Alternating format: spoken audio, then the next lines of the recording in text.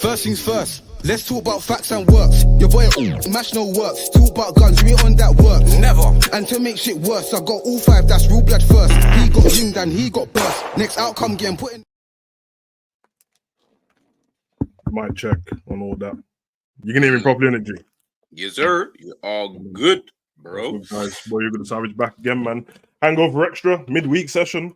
You know what time it is. Here with the boy G. So some of you just left the channel, so good video. I didn't get to watch all of it because I was already live, but I caught the end tail of it, man. So obviously bringing the man them content, man. But yeah, man, it's a trouble with G this morning, and obviously I sent the interview over to him of Trent. Kind of funny because I was gonna do a video on Trent anyway. Okay. Almost like looking forward because I feel like, listen, we need to live in the present because there's still the season to go, and whether you're an optimist or not, anything can happen in football. But I feel like with somebody like Trent, you can look forward because Trent, bro. Like, it doesn't really matter what you think about him in certain aspects of his game, and that is Trent, is him, and it. So it's very important for Liverpool. I think it's going to be very important going forward in more ways than one, because I feel like as more superstars drop out of the team and leave the team, and the squad that he won the Champions League with is decimated up until this point. There's only a few people left. He will be the remaining one to lead the new generation of Liverpool into the future, and the new manager, and obviously he's the vice captain. So yeah, I thought we could do that. Obviously, you said you didn't watch the whole interview yet. The whole interview is not really needed for what we're going to talk about because we know enough stuff about Trent anyway. Apart from there's that tactic thing me and you was talking about, and I might just play it. Fuck it, whatever, innit? And then it's interesting to get a few points across, man. But big up to everyone in the chat. Hope everyone's good. Nice chilled out one, man. You know what I mean? I've seen people losing their mind. He's Trent ain't going to Real Madrid. Listen, that's not even in the title, bro. I don't. It wasn't even that. For those who haven't watched it, it wasn't that type of conversation where man was revealing his future plans and that. Like, it wasn't that type of conversation. Yeah, if anyone's watched any of them overlap interviews, anyway, it's kind of like just the same as the one he did with Virgil. There's a bit more of an insight, you know what I mean? And I like them kind of things, man. It's I don't know about you, but I think it's a bit weird, yeah, that when fans are always asking for the players not to be robots, to be more transparent. But then as soon as your team's not doing as good, then all of a sudden it's like, why the fuck is he talking, bro? And it's what you wanted. You noticed the other day when Trent was on commentary before the game, before the Brighton game. Before the game I seen tweets of people like, oh, so now Trent's doing up commentary and that, like, and like we ain't got a game to play. I was like, ain't got a game to play, bro. He's injured. Real talk. We watch people every week go on Monday Night Football and all that, and they're all playing. Facts. No, we know. We talk about this all the time. Me and Enz, we always talk about this. How fickle at times the fan base can be, especially when you're not doing so well in this last week, like Liverpool have been. So, and I see here they dropped it at the wrong time. I think that this was probably the best time that they wanted to drop it. Like it probably was already scheduled to come out this time anyway. I don't know what how they would have done it, but they probably thought this is probably the best time, especially the fact that Liverpool have not had good results recently. Yeah, maybe they might see it from the flip side, and Liverpool might see it from the flip side, and Trent's whole agency and stuff might see it. Now, this might actually be a boost. This might actually help the fans to potentially get on side, like depending on obviously what had been said, etc. So, guys, listen, it's just an interview. We're talking about guys being robots, as Savage said. Yeah. Now he's coming out to just let the guy talk, man, and he isn't saying anything. He isn't doing what I thought Linda's was doing, where you're talking about this and that, bro. He's actually just talking about himself, his idols. Like, it was a good conversation. It was a good conversation, man. And yeah, man, I think most people want a bit of insight into what's going on, especially with Klopp's leaving. So it's not going to matter after this season, but I think people want to have a bit more insight, and then it might sway the way you think about certain things. Or first thing I said to G straight away, as soon as I said, I was like, oh, this is what I knew, man. Man are getting instructions, but I don't think.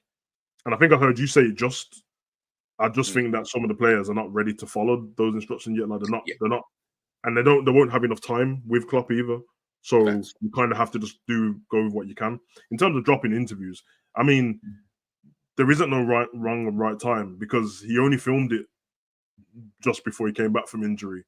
And it was going to get dropped before the season's over because he's talking about the season and there's only 6 games left. So he ain't got a choice, bruv. You drop it. You drop it after that. If you drop it before the Atalanta game, then that means you dropped it after the Man U game. If you drop it after the Atalanta game, you dropped it after we've lost, not knowing that we're going to lose to Crystal Palace. And if you drop it after the Palace game, which he has, like, oh, why would you do that when we've just not won games? And like, crazy, like, so it's crazy. But if you saw how people were acting when he was on commentary, I was creasing, bro. Like, we won that game as well, but people are losing their damn mind, bro. Can't believe he's out here doing not using that. I don't know what people think of the life of a footballer is, but it ain't that glamorous, bro. Like, the money's nice, but yeah, training and nothing all day, bro. Roots and bro, like either way, look, whether we won that game, lost that game, as you said, people were still, and we won the game, so people are still moaning regardless. So would it have been a win-win had he gone on? Like, it makes no difference. He was in a lose-lose situation regardless to, you know, the people online. So yeah, nah. When it comes to things like that, I don't. These times, would you prefer to see that, or do we want to see Mikel Antonio doing up whatever he was doing that time? That, like, and listen, no disrespect to Antonio, but I didn't want to see him on there. It felt so out of place and out of pocket that he was even weird. There anyway. It was weird. Like, you had zero affiliation to the two people, so it didn't even make sense. Like, you didn't even come from one of their academies. Where I could be like, okay, fair enough. Yeah, he knows about the club, the ins and outs, bro. You just sat there and you just looked like the odd one out. Like, in every aspect, your clothes, the way you were talking about certain things, I was just like, yeah, nah. At least Daniel Sturridge, you're talking about a very good finisher, and obviously now he's doing the punditry work and stuff like that. That's cool. You just no. But ultimately, if you're there, you're in it. Like, let's be honest, man. There's a place for some people on Sky Sports, and there's a place for some people on Filthy Fellas, bro. Not both, brother. And Antonio fits into the Filthy Fellas. When you're there, that was cold. That's I like you because you can speak your mind, and you're that type of individual. I would be shocked, and big up to the people over there at Filthy, but I'd be shocked if I ever saw a Trent on Filthy Fellas right now in his career. What, middle of his career, going for everything. Although he was on Thingy, he was on Beta Squad's video. Very true, but I feel like, you know, Beta Squad are like, they're still like PG a bit, innit? Yeah, because of the type of people that they are. Whereas Filthy, bro, them man are drinking, them man are cussing, and they're doing also, and you got all different types of characters. Big up Lippy and the rest of them. Like, you got so many of those guys who are just so different. I feel like with the Beta Squad, it just kind of made sense because they're like, urban, but PG urban. I wonder if it feels like to be like because we kind of gather from them listening to Sky Sports and hearing what people say about them. I think some of them just let it go because there's a few like little sneaky jokes Trent kept dropping to Neville, which kind of alluded to like, I think he said something like, what generation would you play in? And Trent was like late 2000s, and he was like, I'll try now. And then Trent was like, all the right backs want to see me try now. And I was like, nah. That means there's been right backs unions and that, bro, just talking about Neville. He's been talking trash about us, bro. He can't play, bro. I promise you. Let me not say I can't guarantee nothing. I don't know. I feel like when it comes to pundits, like, see Jamie Carragher when he talks about Liverpool, because he's a Liverpool like legend or whatever you want to call him, right? When he talks about Liverpool, I know some of them, man, and it'll be more like Klopp and the Dalglishes and the people of that kind of ilk potentially who are still affiliated and at Liverpool. I know these men are talking, saying, hey, listen, look, Jamie, if you carry on talking the way you're talking, you ain't going to be allowed here too much, you know. If you're not doing punditry work, don't come here. Don't come here, because the way you're speaking about, he did it on Monday night, talking about the chances that we had and all that kind of stuff. You think them strikers, you think Salah's going to be sitting there saying, yeah, I don't mind talking to Jamie today. Yeah, he's a Liverpool legend. Of course he's not going to say that. He's going to be like, bro, I don't understand. He did, man. What Ronaldo did to him, he just blanked him. Like, Exactly. I like it, though. And Carragher likes it as well, because he's like, yeah, fuck it, bro. Like, it's what it is. I think it's cool, man. I think more personality from the footballers, because, I mean, you're a bit like me. I watch a lot of American sport, so I'm not used to, like, man just being robots, man. Them man just say what they want, bro. Like, if I ain't doing a press conference and you said something I don't like, I'm off, bro. I'm not trying to wait for you to say anything else. But you say that, but them man, like, because I watch a lot of NBA. Them man in NBA, in the press conferences, they're still saying mad stuff. Mad stuff, bro. They'll say stuff, and I'm not talking about effing and blinding. I'm just talking like the way that they talk about certain situations, moments, or whatever. Like, I'll hear LeBron talk about a certain player or a certain thing that would have happened in the game, and he'll be like, are you serious? Like, are you serious? Ask me that question right now. Like, is that where we're going with this? He's like, and then they'll walk off. I'll be like, what? You could never do that in football. I've never seen it. in football. Yeah, the So weirdest thing is that fans take it the wrong way when yeah, like your own manager does it. I see it a lot. Oh, club, why don't you just shut up on that? Because now the refs are going to treat us. I'm like, bruv, he's back in our case, bro. Fuck that. yeah, it's true. Like, man, asked him something stupid and that. That's why when Mourinho was like, respect, and walked off. Yeah, that's like, yeah, bruv, you just don't disrespect him, bruv. Man told you about football heritage and that. He schooled you on it. And you still want to talk for man and that. But like, nah, I think they're trying to, they've definitely, since the emergence of so much content creators on YouTube, they're definitely trying to lead more into that because Sky Sports has been it's normally been for an older demographic since it's been there. And they've shipped out loads of old people, got younger ones in. They got Saturday Social. And that other show, what Neville does and Carragher, I like it, bro. I said to the ends the other day, I was avoiding it for ages because I'm like, oh, another one of these shows, bro. And I think it's got Jill Scott on there, Roy Keane. Oh Neville, yes, with Roy Keane, and they bring on a guest and Ian Wright as well. And then when I went on, I was like, nah, this is cold, bro. Like, they're talking normal. They're not beeping out any words and that, so they're swearing and that normal. I was watching the one earlier from, I think it's from a week ago. I didn't watch when they were talking about the Chelsea manager, the woman pushing the man in the chest on it. Oh yeah.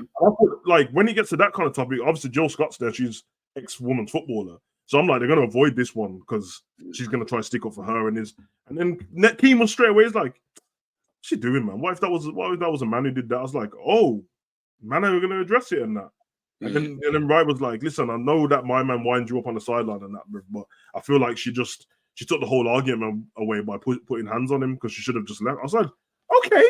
And then they're talking about, and Neville's like, yeah, Rio Hernando's is coming in a minute and this is going on there. And I'm like, I like this, bro. This is what I wanted because it's like, remember Thingy, what used to come on Sunday Supplement? It used to be like Ben. Oh, I used to like Sunday Supplement. At least I love listening about all the news and that. Like exactly, bro. But it was monotone, innit? So it was just like, if you're in the yard and your missus in the other room, she doesn't know you're watching TV because you can't hear 100%. Yeah, 100%. And then come in, it's always that one journalist who knows everything and no one else does. I know he's screwing because of Twitter because now everyone's got his job. But it's like that, but with more insight. And that's why, like, the tribalism between fans, I can't change it because I hate them other fans too. But when you get like personalized now, you're like, oh, bro, it's kind of these footballers are all friends now, and we're still arguing on their behalf. Yeah, that's what we're doing because we don't know, bro. We don't know like what's really going on. Like Rio's, and I remember Gerrard speaking about this when they spoke to him about like the whole England camp and looking at how England are now, bro. Them man, they all got social media. They've all got each other. And you even for those who haven't watched it, I'll just say it now. Trent even says it when he mentions about, they ask him like, who's your friend or best friend or whatever, and he says club, Robbo. And I remember when he said club, I was like, okay, so he's got two different ones. And then at international level, it's Jude. And it's like, okay, this is what I'm saying. Like Jude plays in flipping Spain and has been in Germany for the last however many years. Never played in the Premier League, so it's not even like all I'm saying is goes that way. When that shit was going on in the summer, man could go back and check the videotapes. When everyone was losing their mind, I told everybody, bruv, Trent and Bellingham are brethren, bruv. Man are telling me, why is Hendo and Bellingham doing recovery together? They play for England and they're cool, bruv. Like, I don't know if anyone's heard Bellingham speak. It doesn't speak like a young kid. Yeah. So we probably got on with Hendo straight away, bruv. Like, and then, I've seen him and Trent, they're doing it on purpose. Bruv, they went to the fashion show and the Chris Brown concert. Like, I don't, what you want them to do, bruv? Like, not the Chris Brown concert had people go mad. Mad, bruv. Mad. They were like, what? So if he's at the Chris Brown concert, I said, well, man can't even go out and have fun no more. Like, with and the thing is, it's increasing because this is where context comes in. They were only looking at that, and I'm like, the whole England squad, individual packs. There's Man City fan. I think it was like Foden and Rashid were fussing them together, and I'm like, so everyone's just ignoring that the Man City and Man U guys together because you think Bellingham's coming, so this is going on. I was like, oh my god, bro, you are. Craziness, man. But Trent, all right, we'll talk the tactics after. Yeah. I think the biggest question going forward, Trent, midfield or defense? Trent, midfield or defense? I mean, listening to him speak, you know what I thought, Yeah. When Neville asked him about like what do you see yourself as, like, and you know, a right back or midfielder, it's funny, yeah, because I almost felt like he had a moment where it was like I feel like he wants to say midfield, but he even says it like on the team sheet, it will say right back, but I get to move into midfield. Yeah. But I almost feel like it's like he wants to say, I see myself as a midfielder. I don't know why I got that from him in just that little interaction that they had in that moment, but that's what I felt anyway. Listen, people in here in the chat, they're probably going to tell you right now, Trent needs to be midfielder. I don't know what the new manager's going to do. He may have different ideas in terms of what he wants from Trent first and foremost, and what that even looks like in my team that it comes in. If I had to pick though, I'll keep it a buck. I'll just keep Trent on the right back. I cannot lie to you. Right wing back, should I say? Because I just think that you have the right profiles of midfielders potentially already there. I don't feel like you need Trent in midfield like that. But that's just my opinion. What about yourself, man? Yeah, I've always veered on the side of, I'm quite harsh on Trent in a positive you are very way. harsh on Trent. He's one of my favorite players, isn't it? So I feel like sometimes I think I would do what Carragher does still. I'm a bit more harsh just so I let everyone know, trust me, I mean what I say, bro, because but I feel like he says it himself, not even in the interview, but just the title of the interview says, I owe Klopp everything. And I agree. I agree with it, because if when he got to the point where he wasn't just doing right back stuff, there was a point where him and Robert were just doing amazing stuff at right and left back. Not saying that stopped, but that's what they were doing. But then there's an onus where it's like Trent's kind of evolved a bit and Robert's still doing what he's meant to do. Yeah. He's getting more leeway on that side. And I get it because Salah's over there as well. And no jokes on that. The right side of the day was Hendo. And he's happy to just be the guy for the team. So he'll cover you no matter what. And so for that reason, I'm like, with Klopp, he's give you the license to pretty much not do what you want, because you still need to be part of the team, but you get the best of both worlds. And all he's asking for you to do is be intense and work hard, bro. And that's it. And that's kind of what Trent was doing. Obviously, going into our bad season, which was Trent's worst season as well, which is weird because the season finished for Trent really good, didn't it? The last 10 games. But the beginning, I saw no effort. I saw him not wanting to run back and all that stuff, which is funny because when he talked about the tactics and was talking about people filling in, I was like, okay, lucky that you just said you had a bad season, because you did not fill in that season. For real. Yeah. And so it's weird for me because I've always said, like, you're cold, but if you go to another club, bro, you might not last the way you're playing at the time. Because I wouldn't, if I was a manager, I'd go, his passing's great enough, but get out. Nah, we can't have this because you're just leaking too many goals from what's going on here.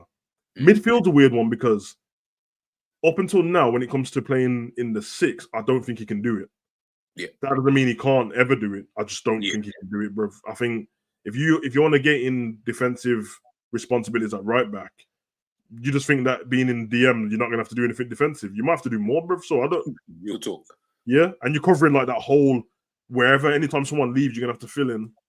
And even now he gets a license. Like when he comes off the bench and goes in midfield, he gets to do the 6 stuff without the defending part. He just gets to go in. Yeah. Then I saw Southgate play him in the 8, and then I was a bit interested. But it was only Malta and them teams. True, but you still saw something. Instantly, he ran more. Yeah. He was more intense. And I don't know, he just enjoyed. I think just the thought of that he can affect the game higher up the pitch instead of playing the long balls was better. And I think there's an effect on the team when he's just going to do the Hollywood ball from where he stands, because sometimes it comes off and it's like the most world-class pass you've ever seen. But then you get frustrating times. Like he came on against Palace. First thing he done, he dopped someone in midfield and ran off. I said, Yeah. But the next thing he done, he tried the Hollywood ball. He went nowhere, bro. And then after that, he tried it again, and Jota was making a run, and he just had to pass it to him, and he tried it, and he went nowhere, bro. And I said, nah. I know what you want to do. When he did that, but like he looked like, because he could do it. Exactly. He just looked so lazy doing it. And I remember even saying in my mind that before the ball even traveled, I just remember saying, this isn't going to reach. I can just see it already because you even look too calm, but I know you can do it though. So And that's why when people undermine what De Bruyne does, I'm like, bruv, it ain't just the passing, it's the movement as well, bro. Bro, it's ends. Just say it. Ends. Stop undermining what De Bruyne be doing. Because when De Bruyne is doing what Savage is saying, it's special. Continue. Bro, because how often he actually doesn't play that many long balls. Exactly. Like, apart from that cross, what he does to the back post where he whips it perfect, he actually doesn't play long balls all the time, bro. He's always in the pocket.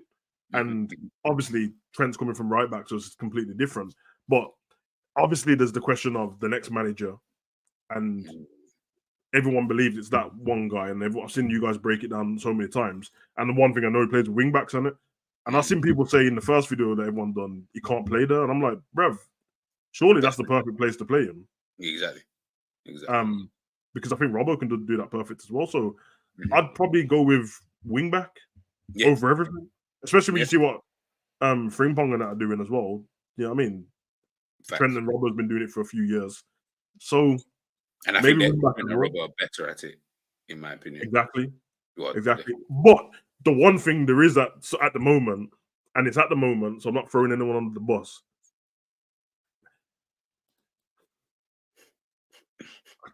I don't.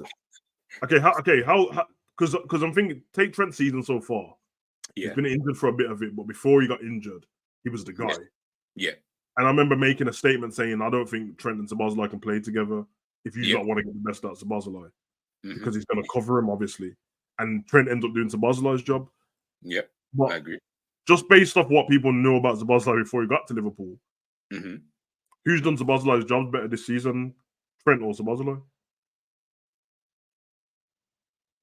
Who's done Szoboszlai's job better this season, Trent or Szoboszlai? Well, slightly Trent. Yeah. Slightly Trent. Yeah, slightly Trent. I'm just trying to think, like, I was trying to cast my mind back. Yeah, slightly Trent. Slightly. They can both. They can both shoot. They can both shoot. Yeah. Set pieces don't matter because it's a dead ball. You can take it from anywhere. Yeah. Szoboszlai's faster than him. Yeah. But Trent's not slow. Szoboszlai's probably better at tackling than him, but when he's at number 8 spot, that's not mostly what you want from him. And Trent can pass better than him. Yeah. So it's almost like Trent's better in 1v1 slightly. Yeah, so I'm thinking like if Trent goes into midfield, everyone's saying one of them ain't playing, bro. I don't know where people are finding the space for 2 of them. And from what I saw in your last video, people were screaming for Carvalho as well. So tell me how that works. Because I seen Leipzig play with 2 10s last season, and they said to Carvalho, "You're not playing, bro. You're not playing." So it's very interesting, isn't it? Listen, man, Savage is spitting because when people were talking about when I was speaking about the Carvalho thing, and I see people talking about that, I was like, all right, so where does everyone else play? Because if we all think that he's going to do well in an Amorim system, right? Where does Szoboszlai fit in this system?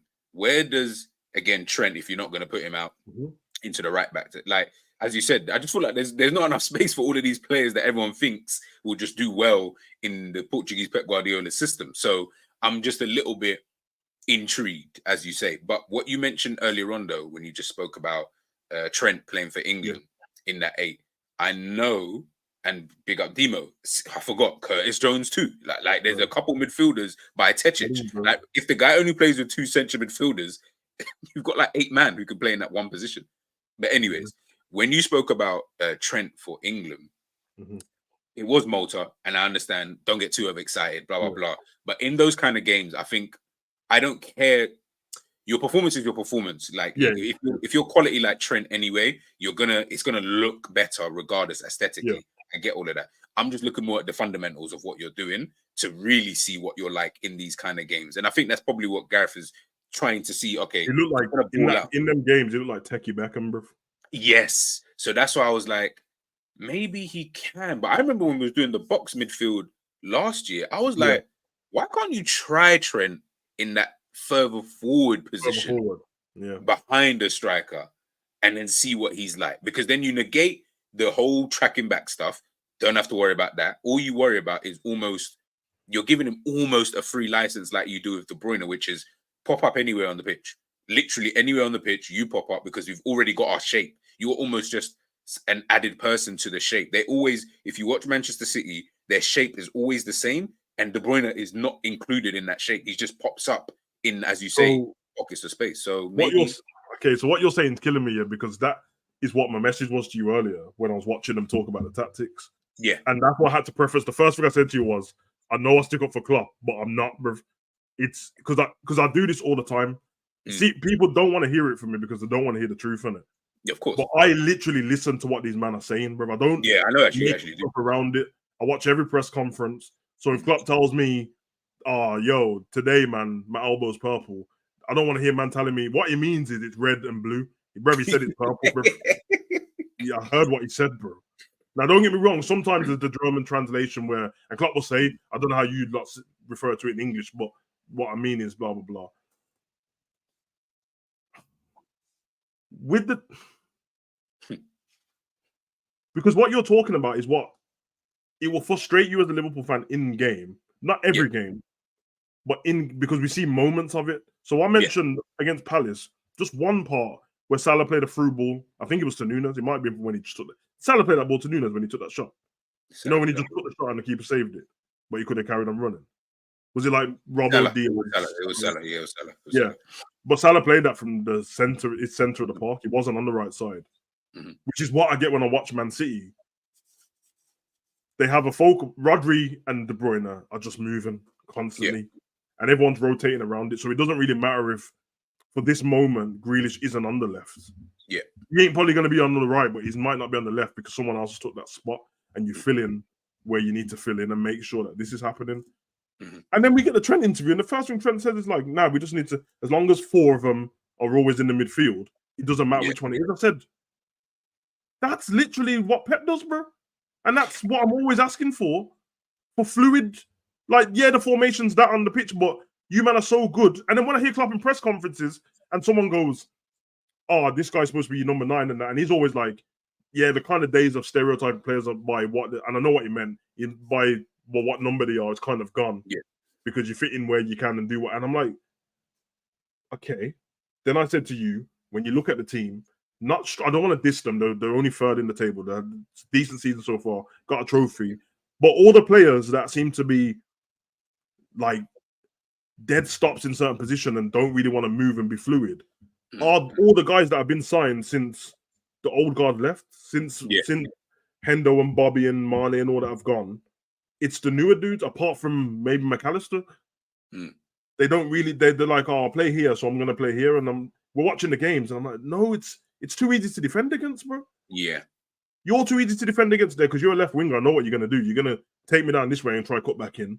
Salah's going to do the same thing on that side, so I know what you're going to do there. You're kind of avoiding the overlap. He's running, so, and I'm just like, why? And that's why when I think End was saying, "Oh no, we're going to play. We need to play Nunes on the Gakpo on the left from the last couple of games," and I get it. But based on everyone's form, I'm like, yeah, Gakpo and Diaz kind of need to play though, both of them. Yeah, it should be fine because you just start Gakpo on the left and put Diaz on the right if you need to, or put him in the middle and they can interchange. But on the pitch, man, ain't interchanging, bruv. I don't know why they're not doing it, bro. And that's the guys. Again, I advise you go and watch the interview. Go because like when he explains it, your head. I paused it on that clip actually. Okay, cool. Yeah. I don't care if the video gets taken down after I finish, bro. One YouTube. Yeah, I was about to say, don't you? But obviously, YouTube. One YouTube. I got 9 channels, bro. You can't catch me. Bro. Yeah. I said I've got 9 identities. You ain't finding me, regardless. Yeah, you ain't finding me, bro. All right. Just tell me if you can hear it properly. When to be in there? Come.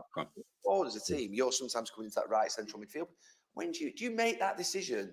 When to be there or when to be out wide? To be able, how's that? Is that just a feeling or an instinct, or is it something that's like a design? Both, really. So I think the outline of it is like we work on it, like the shell. Yeah. It's then within that you have freedom. So it's like, okay, so we're always going to have 4 in the middle of the pitch at any given time. Whether you always have to have 4 in there. Whether it's the midfield 3 and the 9 comes in and makes that 4, or a fullback comes in and makes that 4, we're always going to have that. And then it's identifying where and when that is. Yeah. Maybe one of the centre mids will drop back into the back three, into the back line. That means people have got to get in there. And then does that. It doesn't matter who it is. So it's actually and then watching it's just midfield. like it's just like seeing it and then going, okay, well, he's gone there, so I need to go there. And it's not relating to, say, Mo's position. Well, Mo comes into it at a point where if it's switching out, we need someone that's always wide. Yeah. So sometimes I might be wide, Mo will be inside. So like Mo's a second inside, striker. you might go there. Yeah, or it might be the right midfielder that goes out there. It might be Harvey or Dom who goes out there, and then I come in and do their job in there.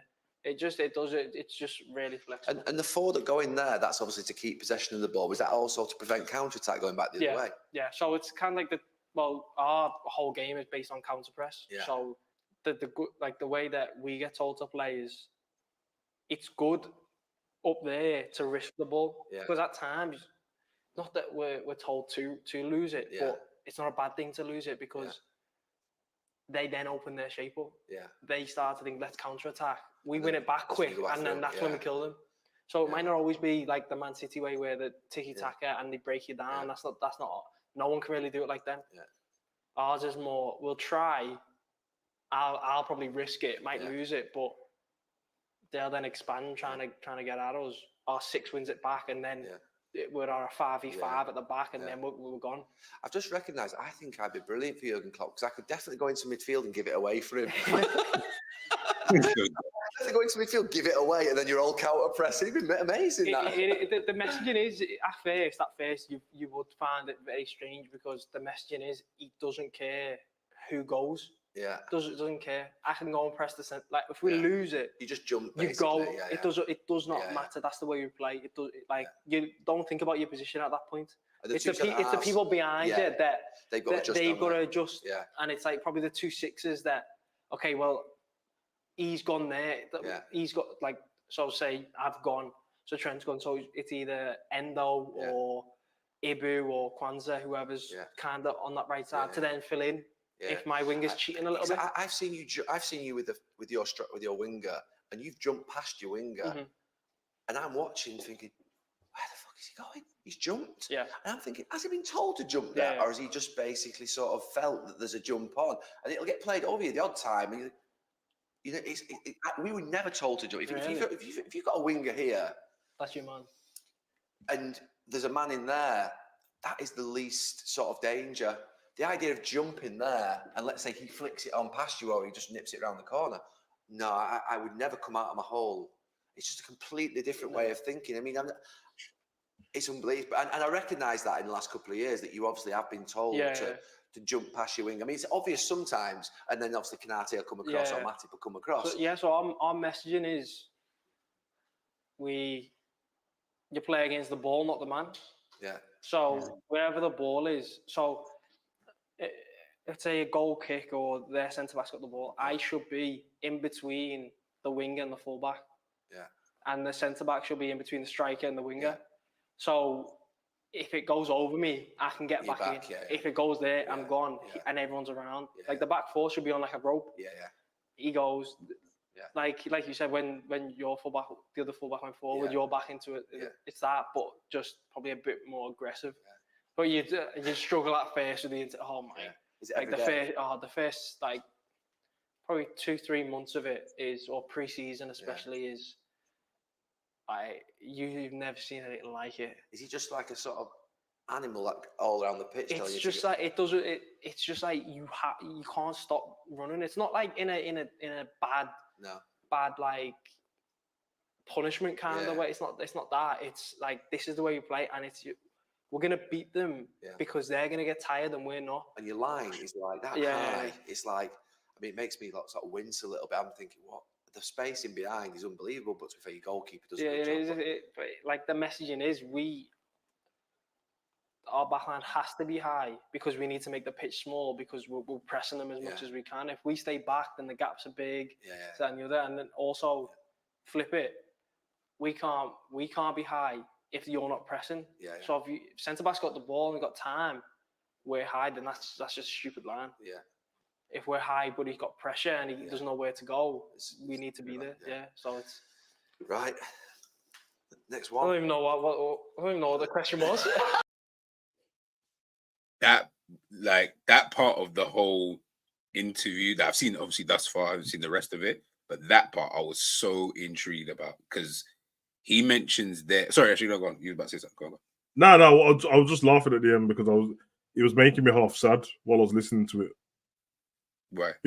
Because the thing is always like, oh, what are they doing on the training ground? There's no one telling them anything. And I'm like, bruv, and after this interview, you man will still tell me that no one's told them stuff, even though Trent just told us that he knows what to do. Yeah. No, it's true. It's true. Yeah, it's just I'll tell you what. From that though, you do see why when it gets to a low block and they abandon it, why we struggle to break teams down. Because when it gets to a low block, he just drops back and takes the ball and does what he wants with it. And when it's not him, it was Thiago, bro. It's just that was kind of like, yeah, like the ending of that when he's speaking about if we're high but the other team are not pressing us, and the centre backs obviously have just got the time to do whatever. As you say, that's why it does look like we're just moving the ball. We're just passing slow. We're doing nothing of note kind of thing. The most interesting one, though, which is probably why we get, and I see everyone talking about, when I was talking about Jaden Dans earlier on, and they're like, oh, but we get bare chances, Nunes conversion rate, and da-da-da-da-da. We create so many chances as we've seen this whole season. Like literally every game, I think we've created more than 10 chances, possibly. Maybe even one game we haven't. So I get now why obviously that does happen anyway. Yeah. But I also understand why. I understand a bit more now why we also look so vulnerable at the back at times. Because of that ball over the top. That ball over the top, but also he just said, like, if he jumps, Ibu, Matic, whoever it is, Kwanzaa, whoever, has to then obviously adjust themselves.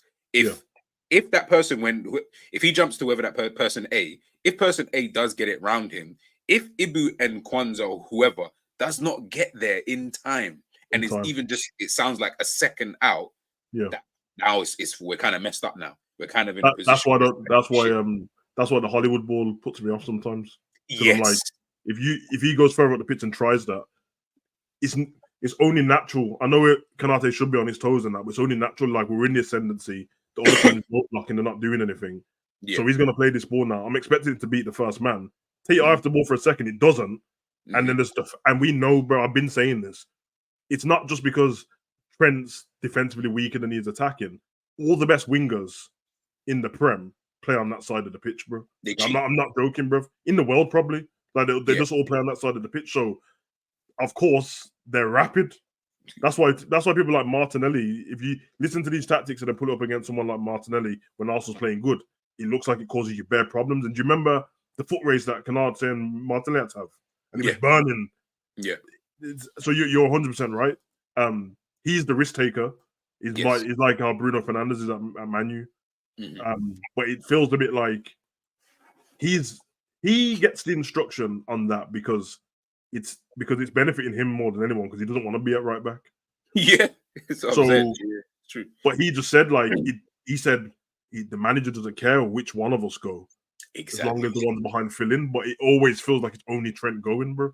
And this is what I was trying to say to End when as obviously End thought I was throwing shots in that when I said stop making excuses for Szoboszlai. And I don't think people do it consciously make excuses for him. They just like him and he's new in it.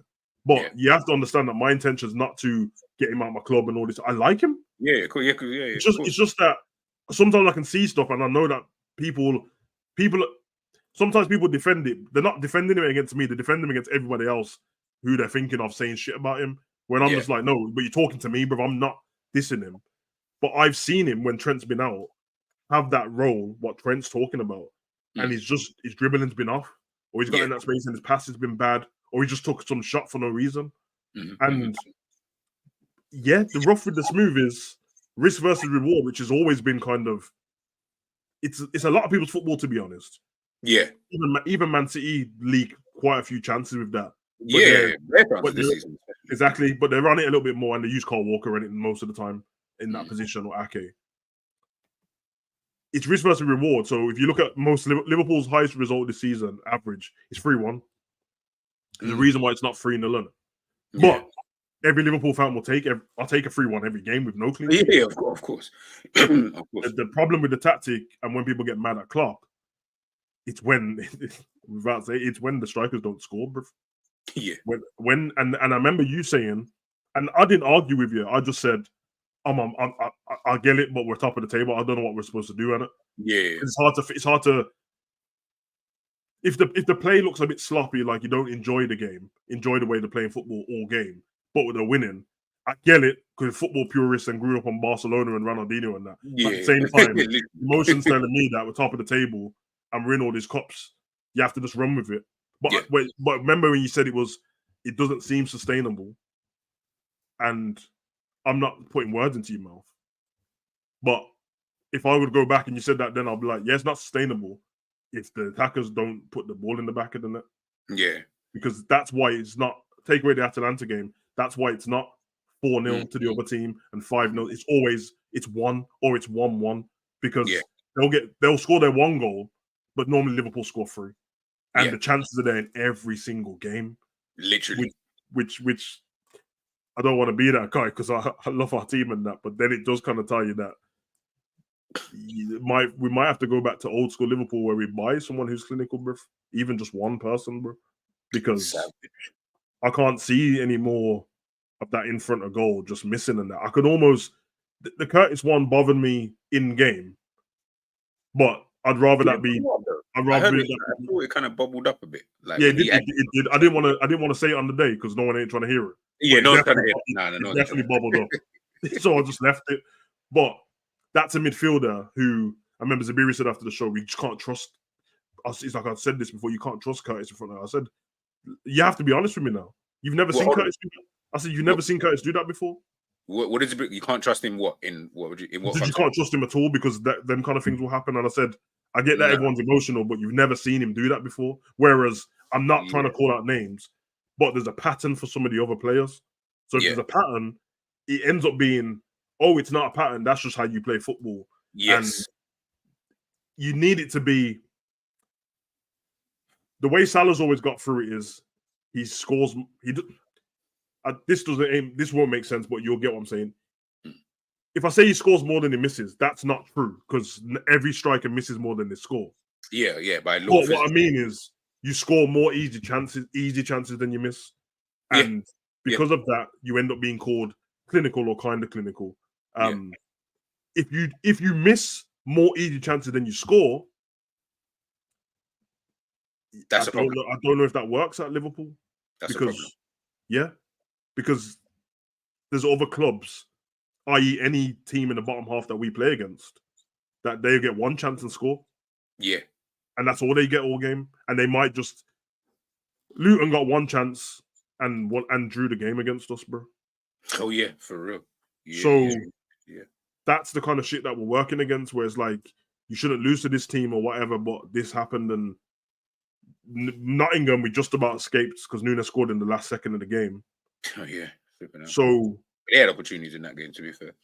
I don't know how they're gonna do it. I know that like people keep coming in different chats and that and do the like easy thing. Oh yeah, just get rid of him. Football doesn't work like that, bro. And these men have contracts. And of all the people you're talking about getting rid of, take Salah away. Salah's been here for ages. All the people you're talking get rid of, because no one's mentioning Jota, they're all new, bro. Like exactly. So if you want to speak to my lawyer, bruv, and we can talk about you trying to kick me out of my own club. You know what I'm saying? So maybe the franticness, though, maybe the franticness of how fast we play and how aggressive we play, maybe it can help a few of them in front of goal. But I'm telling you, bruv, when I come off the pitch and I go, we weren't good enough today and Klopp should have changed this. But then everyone goes, why are you not? It's only the manager, get him out. I'm like, bruv, I'm sorry. But when I see that the tactic was to do a certain thing and it happened in every way, apart from these guys want to put the ball in the back of the net, I can't. What do you want me to do in that position, man? So, I don't know. Listen, everything you just said there, bro, like, I actually agree with you because you almost, and again, I don't want to keep going back to that because it's going to start making it a thing, but if it is the Portuguese Pep Guardiola, and he does only have this one striker, for example, I feel obviously molded with what Liverpool are really good at now, and ends up saying, yeah, if new manager will kill teams. Yes, but I still think you're going to need, because I think he's going to still use the essence of what Jurgen Klopp has done in terms of most managers do, unless you should do, in my opinion. When a manager's been as good as Klopp in terms of how the team play, I think you should anyway. I don't think you should stray too far away from what we like. Don't come in and be Pep Guardiola's Barcelona. That's not going to work with Liverpool. Like, we can't go too far left because we're just not that type of team. And Trent said it there. We're not Manchester City, so only they can be who they are. Yeah, you're going to use the essence. You're going to need, and again, we'll talk about it, I guess, in the summer and transfers and all that kind of stuff. Yeah. Whoever it is that you guys want to get rid of, it doesn't really matter. You're going to need the kind of striker I was describing was, I don't even need him to do, like, Nunes is, for example, we'll use Gyökeres as an example, yeah, because he's scoring bare goals in Sporting Lisbon, right? If I just looked at the two, I would say Gyökeres probably looks like a natural more of a natural finisher and a more consistent finisher than Darwin Nunes. Darwin Nunes is better than Gyökeres in getting in behind, causing a threat, like a major threat to the opposition back line. And his link-up play is probably, they're probably level in terms of that. What Gyökeres is probably good at, he's not as fast as Darwin, probably not as strong, well, maybe he might be as strong as him, but I think Darwin is quite a strong kind of guy, and he can do those hard yards. In front of goal, though, he looks like, and again, this is just basing it off, because I'm not counting the time he was at flipping country, but just purely off Sporting Lisbon, he looks like he can finish. Number 9, Ollie Watkins, he looks like but even I feel like he would probably start to fall into a category. I think he's natural to a certain degree. I just don't know how natural he'd be if you get the amount of chances that we had. You are looking for Diogo Jota, someone. Ollie Watkins was banging in goals at Brentford.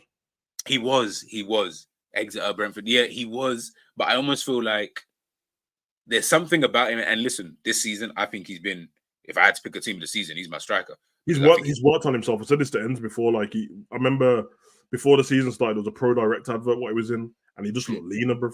Like, he used to look like a chubby girl to me the way he ran. He used to run funny. He used to run funny, bruv. You know, a man just look like they're not running fast, but they're running fast. I was like, I don't know what he's doing.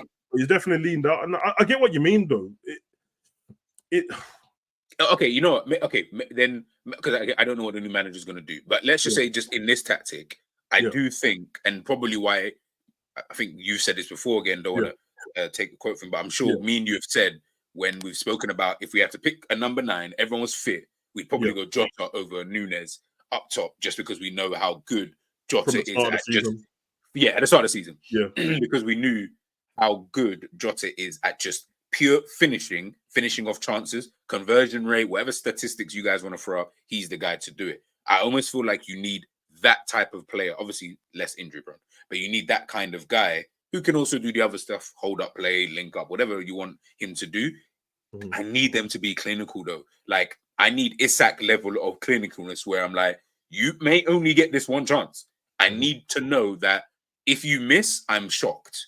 Not if you miss, I'm like, oh yeah, that's just him though. Like, Salah does it. Salah falls into the same category as Nunes. The difference with Salah and Nunes is purely that over time, Salah has obviously had the bulk of chances.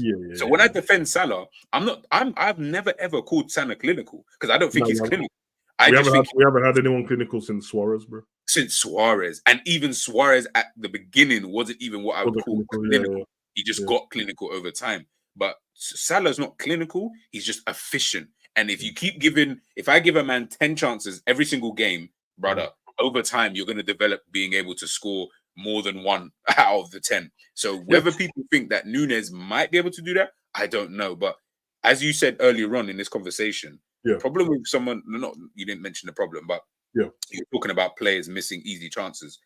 That's what bugs me more with Nunes, is that you miss such a high amount of easier chances. Forget the big chance thing. I don't know what the metric these men use on SofaScore and FOTMob and all these. I don't know what they use. So I can't keep judging it based on that, because what they call a big chance, I might not even call that a big chance. Man's got a defender next to him, someone in front of him, but you're saying I don't know how that works. But Nunes is big, like the chances I would deem to be, bro, I just expect a good striker to score those in certain situations, that's where I'm not confident with him. Where I will see Diogo Jota and I'll be like, I'm confident he'll bag that. The goal he scored against Burnley. Was it Burnley? I think he scored against where he's mishit it at first, and then the most purest of strike. Like I don't know, like there was that goal. There was another goal where he scored. I think it was at Anfield where the balls come over the top and he's hit it with his left foot into the corner, and it was so precise into that corner. I was just like, yeah, only natural finishers finish like this. I don't see a Salah doing it. I don't see a Nunez, Diaz, Gakpo. I don't think they've really got it in their locker. But yeah, the striker thing that's the biggest talking point for Liverpool fans right now, bro. Yes. Yeah, it's crazy, man. It's crazy because it depends how patient people want to be. Yeah. And the fan base are trying to have two things both ways, and it doesn't work out. But because someone's their favorite, they want to go another couple seasons. And then with Klopp, even though he's already leaving, which is weird. So we already know he's leaving. Like, now we need change. Okay, but one of the parts of what Klopp was using is still going to be there. A lot of them parts are still going to be there. So you don't want to change the striker, but you want to change Klopp. But you think the new manager is going to come in with a new striker straight away? I don't know, bro. But the problem for me always ends up being, if I can just look through the league and see people who play for, I don't want to call average teams, the Prem teams, but the lesser teams, their people can score goals. Yeah. And I don't want to be a dickhead, bro, but like, you could give me any team name and I'll be able to tell you if the strikers, they probably can score the goals the chances that we've missed. And I'm talking down to like, bro, even wingers, bro. Like, if Harvey Barnes was in our team, would I trust him over some of? Yeah, I would. Would I? Bowen, Anthony yes, Gordon, I would. Anthony Gordon, yeah. You already said Isak. Who's it? Nah, Everton. I don't. Everton. No, you know what? Yeah, this is how bad it is. You know, I hate the handbag, bruv.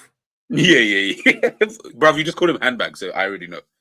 he would score a lot of them goals. Yeah, because his problem isn't that he can't finish. Because the reason why everyone knows who he is because he could finish. It's because they don't make the chances and his movement's terrible, bruv. And he's really good in the air. But it shouldn't even be a conversation because we're Liverpool, they're Everton. Forget the Merseyside thing. They're on the brink of relegation. We're on the brink of winning the league.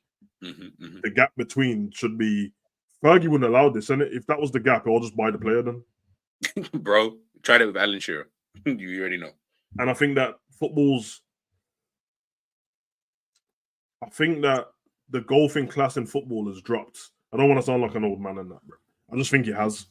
So more and more. So you're actually allowed to miss more chances than you would before. It's just that we're missing too many, and there's you can only make an excuse for some of them.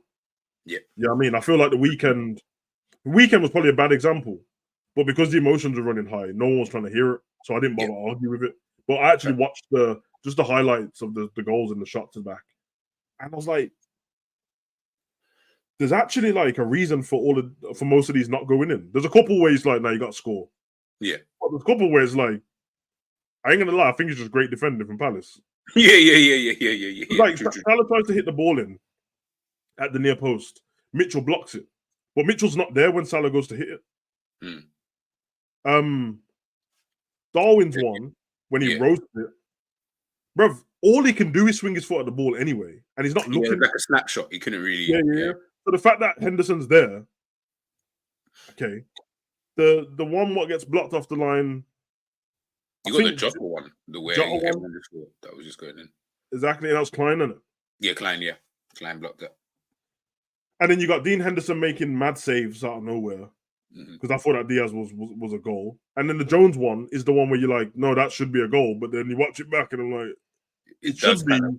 But some ghost got involved and chipped the ball up before he tried to hit it.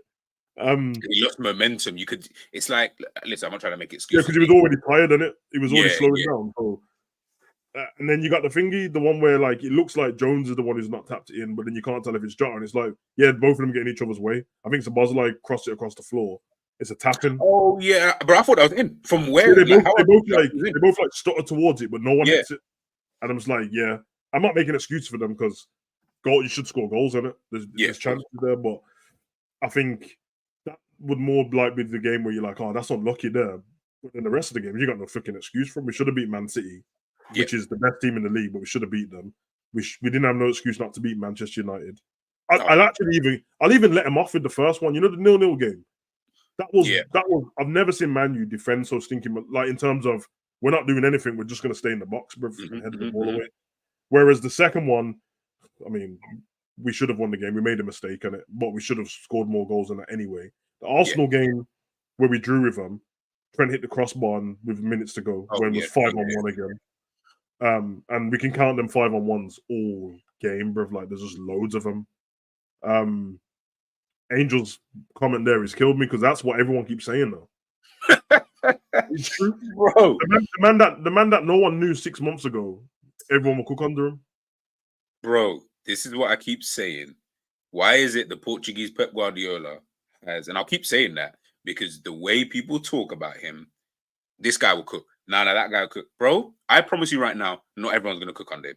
Like, it's just a law of averages that not every single player that we have can cook under this one manager, bro. Yeah. There's going to be 1 or 2 players who just don't even look like they can even fit into this type of system. That's just how football, like, Pep Guardiola doesn't bring... Pep Guardiola, people talk about him spending money. These times, he's not going out signing ex-players. He ends up getting different players. Why? Because he's playing a different system. He couldn't have the same thing over and over again. He has to change it up. Yeah. It's the same thing. Klopp never ever bought one Dortmund player to Liverpool after years of everyone saying, why don't you just buy Brandt? Why don't you just buy Gundogan? Why don't you just buy Kagawa? Why don't you just buy Goetze? Why don't you just buy Royce? Why don't you just buy this guy? No, because I'm playing a whole different kind of, not different, but I'm at a different club. And what works here, I can't keep using those same kind of players kind of thing. I need to have new different players. So we need to stop this, man. It's annoying me in this fan base. Football really doesn't work like that. I understand everyone's excited for change and all that, bro. You sound like the American people. Or when Biden gets in office, everything's going to change. Okay. Yes. We'll see. We'll see. Now that everything's fucked up, they're waiting for the next dude. When he gets in office, trust me. I'm like, bro. Yeah, Ali, I blame Tom. I blame you. Yeah, because I don't want to. I hate when people. I said this to you before. When people go too extreme with somebody, then my argument ends up sounding like I don't like the person. I don't hate this Amarin manager. I don't even think about him. But it sounds like that because it's like, calm down, man. Because 4 weeks ago it was Alonso and there was no Amarin. And then he was like, "Oh, with Alonso, he brings Frimpong and blah blah." And I'm like, okay, so he's gonna bring. So you think they're gonna let him win the league and then take all their best players with him? Because that's Bro, not right. Apparently, we're getting Inacio with Diamondi. We're looking at Gyökeres. We're looking at potentially their right wing back. I'm like, bro, like, first of all, how many guys have you ever? How many managers have we seen successfully? By the way, not just done it, but successfully gone to a new club and taken old players from their old club, brought them into the new team, and they've just straight away been successful. You seen Ten Hag? You see Lisandro Martinez can't get a game.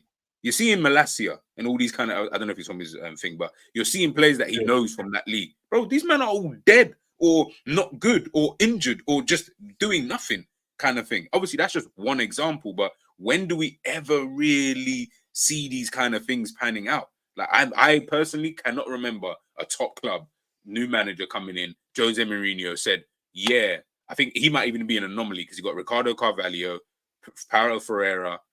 He ended up getting Deco later on. I can't remember if he played under him. I think different era though, isn't it? Different, yeah. And this is what I'm saying. I think Mourinho might be the only one. Ended up getting 2 Ferreira and Ricardo Carvalho. I feel like there might have been another one, but that was Mourinho going for the old tried and trusted, isn't it? And this is what I'm saying. And you're talking about Carvalho and flipping. I mean, Ferreira was good as well, but Carvalho was like one of the best centre backs we've ever seen. So those are the anomalies. I just don't feel like it's going to work that same way, bro. Like, I feel like that's my point, man. I'm not trying to tell people what to do and not to be excited and that, but I just think you have to think with a bit of logic, man. Like, come on, man. And it's okay to say, I don't know about this manager. I'm excited to see what he can do, but I don't watch that team play. and it's the Premier League, and everyone told me the Prem's the best league in the world. So transitioning from one of the in Europe anyway, they don't count it as the top as there's. It's Bundesliga, La Liga, Prem, and Serie A. That's the leagues they count.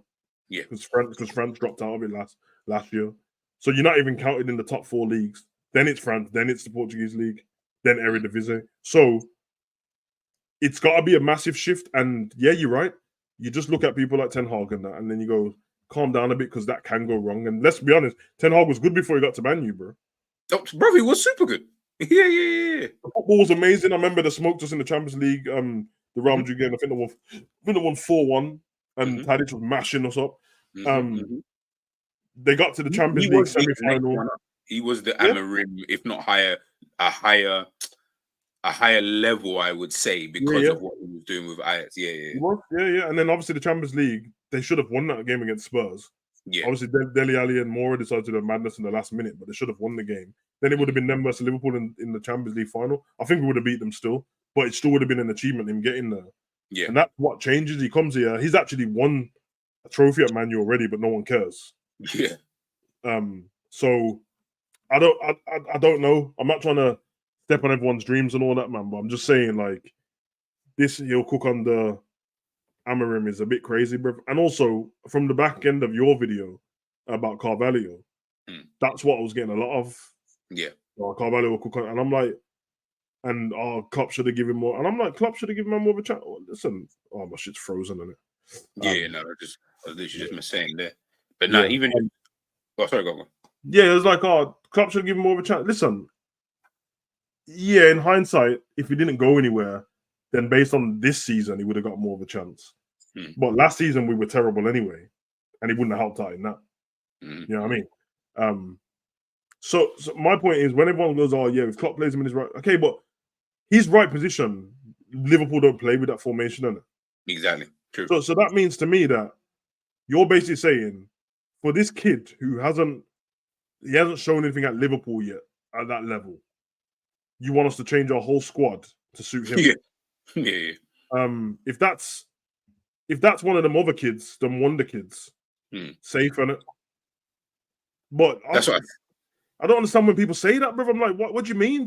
Like, surely you go with the majority in it. If this is going to help the majority of the squad, 8 players, why are you changing the squad for the 4, bro? Unless the 4 is Ronaldo and Messi, then yeah, that's what I was saying about level. When obviously we're Liverpool fans, we get excited. All fans get excited about young players who come through their teams. But we're talking about Liverpool. When we look at our youngsters, like I said, they don't have to be of Musiala, Bellingham, Gavi, Pedri type of level. I'm not saying they do, but they're like so special in who they are that you might change or consider changing your team for one of those guys over a period of time potentially. And even they had to all kind of work their way into teams anyway. They weren't just guaranteed starters. It was a little bit here, a little bit there, Foden, a little bit here, a little bit there, and then they get to be the player that we see now today.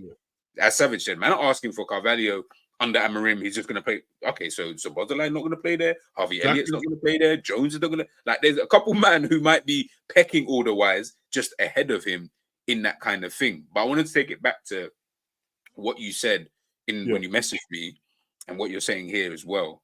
When we talk about, like, in terms of Trent, when he's talking about the tactics and everything like that, and again, that bit there was so like, I was like, wow.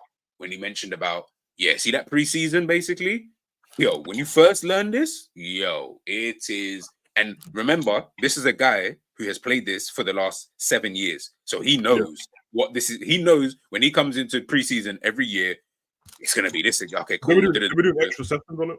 Because I remember they interviewed him on the pitch and it was nighttime and he was like, trust me, we'll be fitter than everyone when he gets to the latter half of the season. So you're right.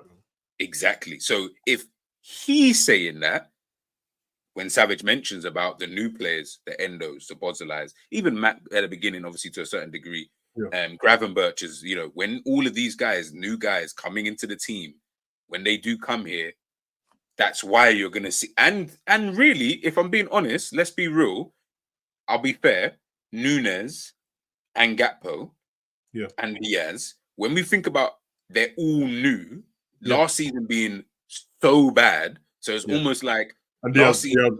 Diaz wasn't here for last season until the last. Diaz wasn't even here for last season. So technically, he's only had the first 6 months when he first came. 2-3 games of last season, and then this season. So when we're looking at it, if we was to really analyze it, when I'm thinking about it, I can understand why you're seeing levels of inconsistency from a lot of these players. Like why Virgil will always be consistent, why Alisson will always just be consistent, why Salah, as dead as his performances are, he'll get his GA consistency in the kind of thing. That's why all of these guys remain consistent, and everyone else is just seemingly looking like, like as we said, Hungarian Steven Gerrard. All of a sudden, he's nothing. McAllister, bit dodgy in the 6. All of a sudden, now whatever. Endo, kind of dodgy start. Look at him now, getting a bit tired a little bit, we can see, but cool. Gravenberch, unfair because he's coming in and out of the team. So his in and out is literally synonymous with what he actually is inconsistency. One game good, other game okay. Did it, bro? It's all there. I think the evidence is actually all there for all of these players, and Trent literally explains it perfectly. And I was like, when I was listening to it, I just kept sitting there thinking, say no more. Say no more. I understand you a little bit more, still. A little bit more. Yeah, because I think that's why Klopp's more relaxed about it. I mean, I get how it works with the fan base. I get it, man. I know we've been over this many times. Know. People didn't have expectations, but then as the season gone on, they did. But then if they was honest with themselves, the play was still not the. I don't know, man. Because obviously I said that I think we'll win the league at the beginning of the season. Yep. But I did caveat with all the different stuff around it, with the hope that all of Man City's clutch players, they're not all there. So there's going to be games where they don't look the best. But I did say to everyone, I don't think Man City will be the same, but they're still the best team in the league. So that's what I meant by that. Because there's no Gundogan. That's Gundogan and Mahrez ain't there. And then you're looking at, I don't know who else to stand up, and then Doku to be better than Mahrez. Doku and Grealish haven't been better than Mahrez. But you can say Foden took Gundogan's spot because he's really doing everything, touching in that spot. Arsenal, they're playing better football than I thought they were going to play. Same. I actually thought they would run it. I thought they'd run it the same. Gun ho. They were smashing up teams the last season, to be fair, but they just died out towards the end. And then I seen Arteta, and he looked like he went completely away from it. I said, that's not going to work. Because your team's set up in a certain way. Well, it's worked. Dipped around Christmas. Then all of a sudden, all of them started scoring goals, and then they've been all right, and they've been really good defensively. So on the way everyone's been playing since Christmas, just before, the league is probably about right anyway, in where everyone is. Maybe you can switch Arsenal and Man City. I still think Arsenal might have pipped it a little bit over Man City. But I'm just being a realist in terms of football, where like I understand people playing, but it doesn't mean that we can't win the league. I just know the circumstances on it, and the circumstances are you get yourself in this position, and you can still win against these teams and score in the last minute and scoring late in games. You've got a chance of winning the league. So when people ask me, who's going to win the league? I just say, Liverpool. I think Liverpool's going to win the league. But for the other people, they changed their mind based on the league table and ignored the football. I never ignored the football. So for them, it's like they're losing their mind over it. I'm like, I think if you're honest with yourself, it's actually a good season. But for it's in fact better because my thing was already exceeded, man. Who do you think is going to win the league? Liverpool. What's your expectations? That's completely different. Yeah. And my expectation was we need Champions League football and a trophy. It's already done. It's pretty much already, unless we fall off a cliff from this point on. It's already done. So that's why I'm always relaxed, because even though I didn't know what Trent was going to say, but I still knew that it doesn't matter how good it gets, the team's still new. It's still new together. And that's like, it doesn't matter how good things got with Leicester. They were really good. But it didn't sustain over to the next season because things changed, didn't it? Yeah. Luckily for them, they got over the line though. Not lucky, they mashed up everyone, so they deserved it in the end. 100%. When that happens in football, it looks at the moment that it might not, and then it goes, okay, well, people can do the bottle job thing. I understand banter, everyone wants to do that with each other. When realistically, it's just everyone has been playing the better football is in the right order, isn't it? And that's kind of how it is. But it's right with what you just said about the tactics. As I said to you on the phone earlier, it's all of the new players that can't seem to sustain it, and then the other ones are a bit too much relaxed about it. So I don't like like I don't like the fact that the senior players, when shit's not going right, some parts in the season they've really stepped up and gone, nah, I've won the low block. We'll get through this and win, and they have. Yeah. But there's every now and again when it feels panicky, where it's like resort to what we know, and then you get stuff like they say 7 minutes added on against Palace, and I'm watching Virgil and Konate, and I'm like, there's no way you man are doing this to me, bro. You're passing the ball between each other when there's only 7 minutes left. I'm like, big man, can you I start thinking weird stuff, you know, like, so maybe they don't know, maybe they didn't hear the tannoy of how long was left, like maybe look. Because I'm like, you try to find something. Yeah, because I'm like, there's no way you're taking your time like that in this part of the game. And tactic or no tactic, you can still have a bit more urgency on the ball when you're passing it. Like the pass is going to get to Konate either way if you're Virgil, but there's still no urgency behind it. Like that little bit more power in a pass, literally, because we're at the top level, it creates another second for Konate. Yeah. So when he gets it, he might be able to get it out of his foot quicker. Now the bad thing is that Konate doesn't get the ball out of his foot quick either, and he does this thing where he's always having an argument with himself in his head. So when he carries the ball to the halfway line, and you can almost see in his brain, like, should I run with it? Should I pass it? And then he does this weird, like, turn to the side thing and just give it back to Virgil. And then Virgil's looking at it like, see Virgil like swinging his hand and like, bro, you don't see Harvey in that over there, bro. Or Virgil passes it and he gets it straight back and he's like, I don't want it back, bro. Not because I'm scared to have the ball, but get up the pitch on it. I don't want it back. I mean, I'm here to help you. I'll defend if I need to defend. I'm your wall. I don't want it here, like. Yeah, I don't want it. And that's why when, and I know it's toxic name to say, but when Thiago's there, because Thiago just comes and takes the ball off them, he's like, give me the ball, I'll go and try and do something. And Trent does that as well. But the only problem is when the beginning of the season, Trent was taking the ball and he was dribbling with it. Yeah. If he want to pass on, he'll dribble with it. When Trent's in Hollywood mode, he grabs the ball and stops and just fires it across.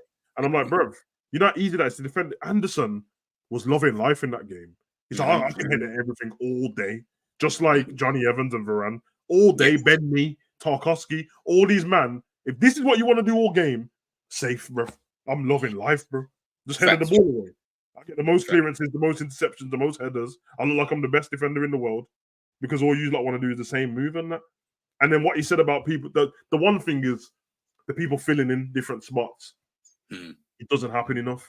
And I mentioned this in the calling show before Trent said anything, because Diaz sometimes he does want to take the game by the scruff of the neck. You see him get fed up. He's like, and he'll cut him with it. And the man who's going to be in that position regularly, Diaz has got the ball. He's not passing it to you at this point. Yeah, you need to move into space, bro. But they just stand there. And then it looks like Diaz. So you'll see this, innit? You'll know what I'm talking about. Diaz shapes like he's going to shoot from outside the box. One of the other team defenders are there. So he does that guy, goes to shoot again. There's another defender. He does that guy, goes to shape and shoot again. And then our player's in his way, bruv. And he ends up running across the whole pitch just to give the ball to someone on the right side because man don't want to move. Surely, if you see him running that spot, go to his spot, innit? Go to his spot. Because he just winds me up, bruv. I watched De Bruyne against Palace the week before, De Bruyne was, bruv, he scored 2 goals, and I saw De Bruyne at left back. I saw him at Diaz. They were winning 4-1, bruv. And it was popping up in these random spots. And then I was like, don't go over there, play here. Oh, he's over there. Oh, don't Rodri play in DM. No, Stones is there. Rodri's over there, spare man. These man, static. Just static. And then the one was winding me up is the second ball in the box when like somebody would toe poke in the air. All our men were just watching it. Yeah, that was annoying. That was starting to get real annoying. And Anderson was like, oh, so no one wants it. I kick it away. Kick it away, This crazy, bro. What Savage is describing there, the reason why I started busting up though was because I started to picture it in my head. That dummy, you think, okay, but then he dummies the second guy, you're like, okay. And it's as Savage said, someone's always in the way. That's what I'm talking about with Liverpool and the difference, I guess, with Manchester City. It's not necessarily on the ball. I'm good with what Liverpool do on the ball. It's the movement off the ball, though. Like, our movement off the ball only really seems to kick in. And from what Trent is kind of saying with how the Klopp wants the team to play, it only really seems to kick in, obviously, when they've got the ball and we can obviously counter and then obviously we're defending in our shell, as he called it, kind of thing. And when we've then got the ball and the other team are trying to do whatever it is they need to do and they come out of their shell, that's when I feel like we obviously then, that's why we always go for the kill. That's cool. I don't mind that part. But at times though, bro, there has to come either from the management team or from the players, there has to be a bit of intelligence. What Savage is describing, even that, I'm saying, bro, I'm sure Klopp isn't saying no one stand in that position or no one move out the way. Like, but everyone's still standing there. And it's that's like, why after every game when somebody says, man, oh, this guy didn't do this, you think it's instruction? And I'm just like, really? You think that it's all man stand in one spot? And then he gets the conference after and he's like, what do you think went wrong today? He's like, the movement wasn't there. They weren't passing the ball fast enough. I said, wasn't passing the ball fast enough. If I listen to everyone else, they have you thinking that Klopp told man, get the ball, stand on it, and just wait. I remember I mentioned this like a couple of weeks back when I said, loads of people do the thing where they're like, he comes from Brighton and De Zerbi does it. It's like, yeah, come on, I'll bait you out. Come and get the ball off us so I can give it to Dunk, and Dunk will play it quick, bruv. Bro, when we do it, it looks so uncomfortable, bruv. Whether it's Alice, in fact, Kelleher's the only one who looks comfortable doing it. Yeah. He's probably a better Alice doing this thing. Oh, can we get it? I'm like, don't do that, bro. Don't do that. Like, bro, I'm in my house having a heart attack, bro. I don't understand why you man are waiting like this. Kanata's waiting. Come on. And I'm just going to give back to Kelleher. And I'm like, listen, Kelleher doesn't need to have this many touches of the ball, bro. Just play it to the man on the wing, bro. And then sometimes it's the people, other midfielders and that don't want to show for the ball. And then Kanata and Virgil's like, okay, we'll just keep it here. But the difference between us and Man City is just patience and movement. They are happy to just, we'll keep the ball for the first 20 minutes if we have to. You'll eventually have to come out, bruv. And we'll just mop the ball around you. Us, we're like, we've got the ball and they're not doing anything, so what do? Let's just force it. And no, just keep the ball. And that's why all the goals come in the early part of the game, because it's like, you forced it that much, and they was like, oh, early counter-attack. Let's just take our chance and hope for the best. That's why Sheffield scoring against us with weird own goals and that, just because, let's just take our chance. Just keep the ball, bruv. Just keep. We can win the game 1-0. Just keep the ball. That's why when people, weird, man. It's weird, bruv. And obviously, in all fairness to Wataru, it's not against him, but he's the way he plays, which I like because compared to last season, he offers us a lot of safety in it. Safety net. If Mandem try to rush you, he'll jump in and back in case and rush that guy. And if one of the people leave the position, he'll just drop in, whether it's 8 DM centre back, he'll drop in and let Trent do what he wants or McAllister do what he wants. But also one thing you got to do to him is he's on a percentage, he's way more cautious than he is proactive in trying to do stuff with the ball forward, because he really takes the DM serious. But like he's no, I'm here to defend stuff. And I'll just give the ball basic passes. So it's like, it looks slow, but he's keeping it. He's safe. I'll give it back to Virgil because it's not. But then sometimes I do see him look up, and he's like, "Yo, there's no." Okay, then he starts to like slowly dribble between instead of when it's somebody who's proactive. They're like, do that to Rodri and see what happens, bro. He's like, okay, I'll just run through you then. Which is what happens when Trent plays there. He'll just try to run through, and people don't show for the ball enough. And they're like, you have to want the ball, bro, and you have to want it on a half turn. You can't. That's what everyone's. That's what frustrated people about Henderson last season, which is again the worst game was against Palace 0-0 last season, because Henderson just kept passing the ball backwards. He didn't want to be proactive and turn on it, but that's because we were trashed for the whole of the season. Was that rut where it's like, we just want to resolve this game. I don't want to mess it up. And now it's the opposite. The same feeling. I don't want to mess it up. But last season it was, I don't want to mess it up because we've been this shit already. We just need a result. This season is, I don't want to mess it up because I want to win the league. And we're like, we trust you, bro. Just go and play football.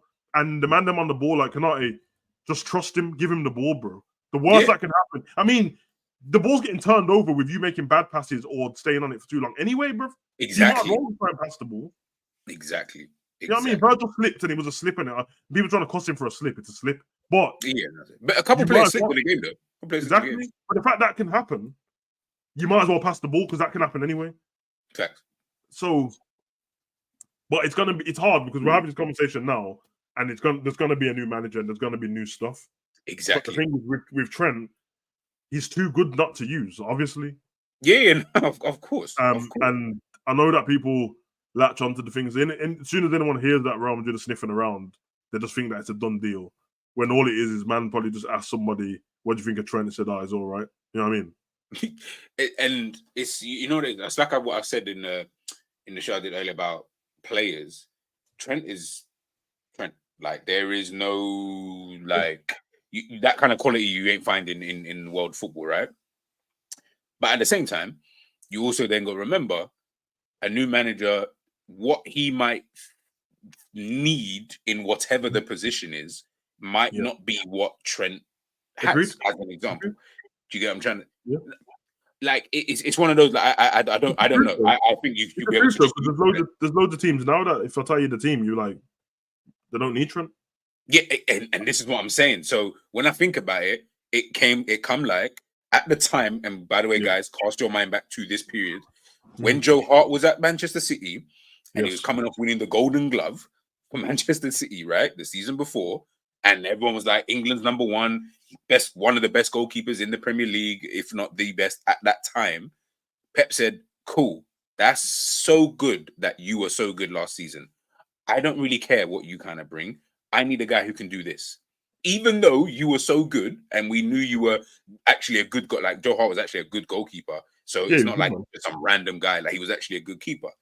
I need another guy in. I need a guy who can do this specific job, which is I need a guy who can play with the ball at his feet. Let me get in Bravo. Then Bravo then moves on to let me get in Edison, someone who's probably a bit better in goal and can also play with the ball at his feet. So I was talking about Alisson at the time, because everyone was talking about Kelleher, and I was like, he might look at Kelleher and say, maybe I'll give you a bit of a run. I don't know. I'm trying to say, and Trent is the same thing. So we will look at Trent, the talent that he's got. In my mind, it's inconceivable to think that you can't use him in some way. But I'm not going to sit here and act like I'd be surprised if the new manager said, maybe just you're going to bench for the start of the season. Just for the start. The perfect example is literally Man City, bro. It literally is. Yeah. Any one of their good players, you're like, surely no manager doesn't play this guy. No, he might play him. He might get rid of him, bro. Brother, Leroy Sané. I didn't think he'd get rid of him. I like Cancelo when balling out. Just leave, bro. Just randomly. Like I wake up next morning, but and Cancelo was playing, bro. That was the maddest thing. He was playing, obviously playing a few games, like not starting. So maybe that was the beef, but I'm sure he was playing before that. Man, have to know, bro. Yaya Toure, Zlatan Ibrahimovic, Henry, bro. Man will just sack you off, bro. He doesn't care, bro. So some people just don't need it. And you can look at Prem teams, and that's just the way people play. That's what I said about Salah as well. People thought I was joking because it sounds like a joke, but I was like, they were trying to link him to other teams when no one had said anything. I said, which other team's taking him? Just based on like really a lot of money to do what one of the other players can do because they're not getting the Salah from back in the day. So they're not getting that Salah. No. So that means you're gonna have to. Most players by then have transformed into a number 9, and just that's what they do now. It's what Ronaldo did. Messi was available to just walk around if he wants because once he's given the ball, he just switches on in it. So I get it, man. I mean, everyone sees people in special lights and that, but I think that now, like Mane and that's gone, and how people felt about him while he was at the club, you can kind of see, man. Like people have to move on at some point, innit? I would, if you ask me what I prefer, I would prefer that Salah's got some hidden stuff that I don't know about, and he could transform into a goal scoring number 9, and then we didn't have to buy one. That's what I would hope. I would love that. But I don't. And listen, like I'm Salah's biggest fan. I don't get that type of sense of him. Me if I don't think he can do it. Yeah, it's not like with Ronaldo, the way he was all about his goals. Yeah, all you kind of just needed was him to just go from one position to that, and you were like, I'm gonna kind of get the same results. Actually, to be fair, and Ronaldo, presence in the box, good in the air, can fight with defenders if he needs to fight with defenders because he's got genuine strength. He can still get in behind. Not gonna obviously lost a bit of pace, but he can still get in behind. Can beat a man. Salah can't really do any of those things. So I'm just like, I don't even see him as a goal scoring. Salah is exactly what he is, which is he has to just be on the end of something. He can he's got enough pace about him to get on the end of it at this moment in time for this period.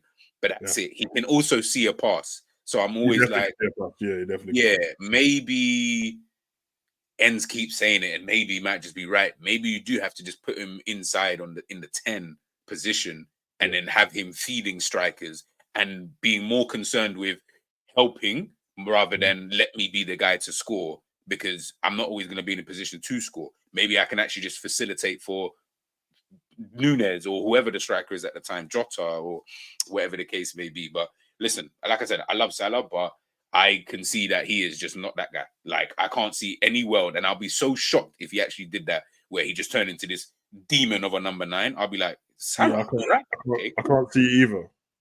There's always a bit of like, it's still Salah, so, but I can't see it.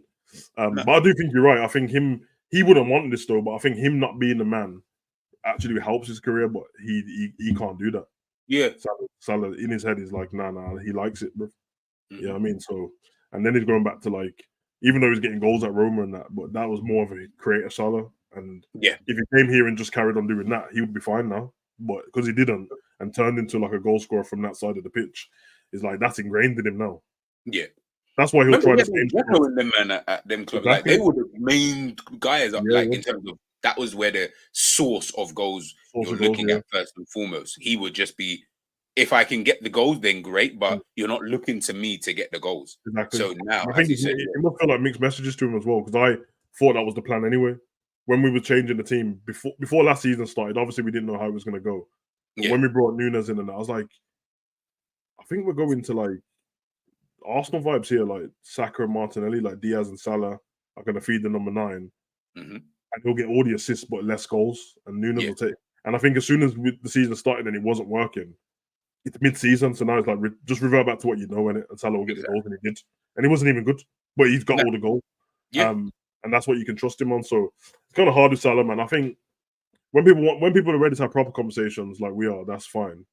I think, and obviously jokes are jokes, but when people like, you can't disregard what man's done at the club, bro. Like I said, man can't be talking about Salah don't score big goals and all this business, bro. Like, that's what I said. Them man over there, and big up to those guys, but them man over there who was talking yesterday, and I said this already, Fuad, you need to answer for your sins, my bro, because there's no way that you're coming up with these type of things. Not you, sorry, you and Mayo actually talking about this, and I'm just like, nah, like I said, jokes are jokes, and I'll sit here and defend and do whatever, but at the same time, I'm also not dumb. If you offered me money for Salah, I'd probably just take it anyway, because I'd be like, well, I can.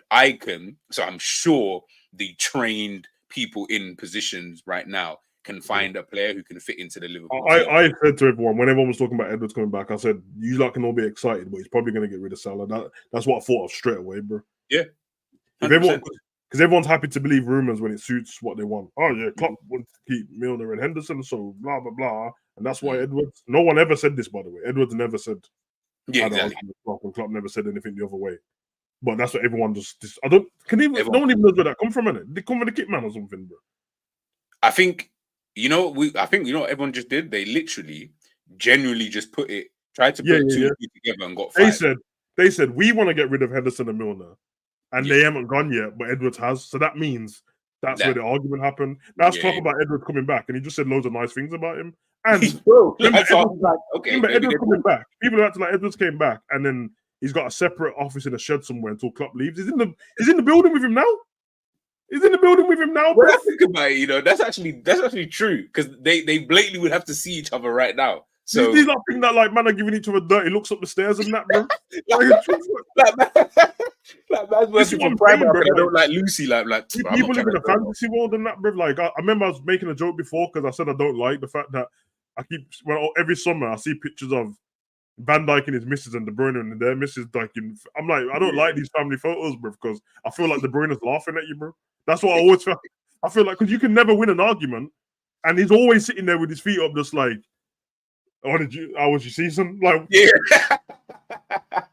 And the last picture was all of them and Calvin Harris, but it was after the season. I'm like, after our worst season, and this man just won the treble and finally got the Champions League, and you man think that this is cool. You better tell your missus don't post this. Real talk.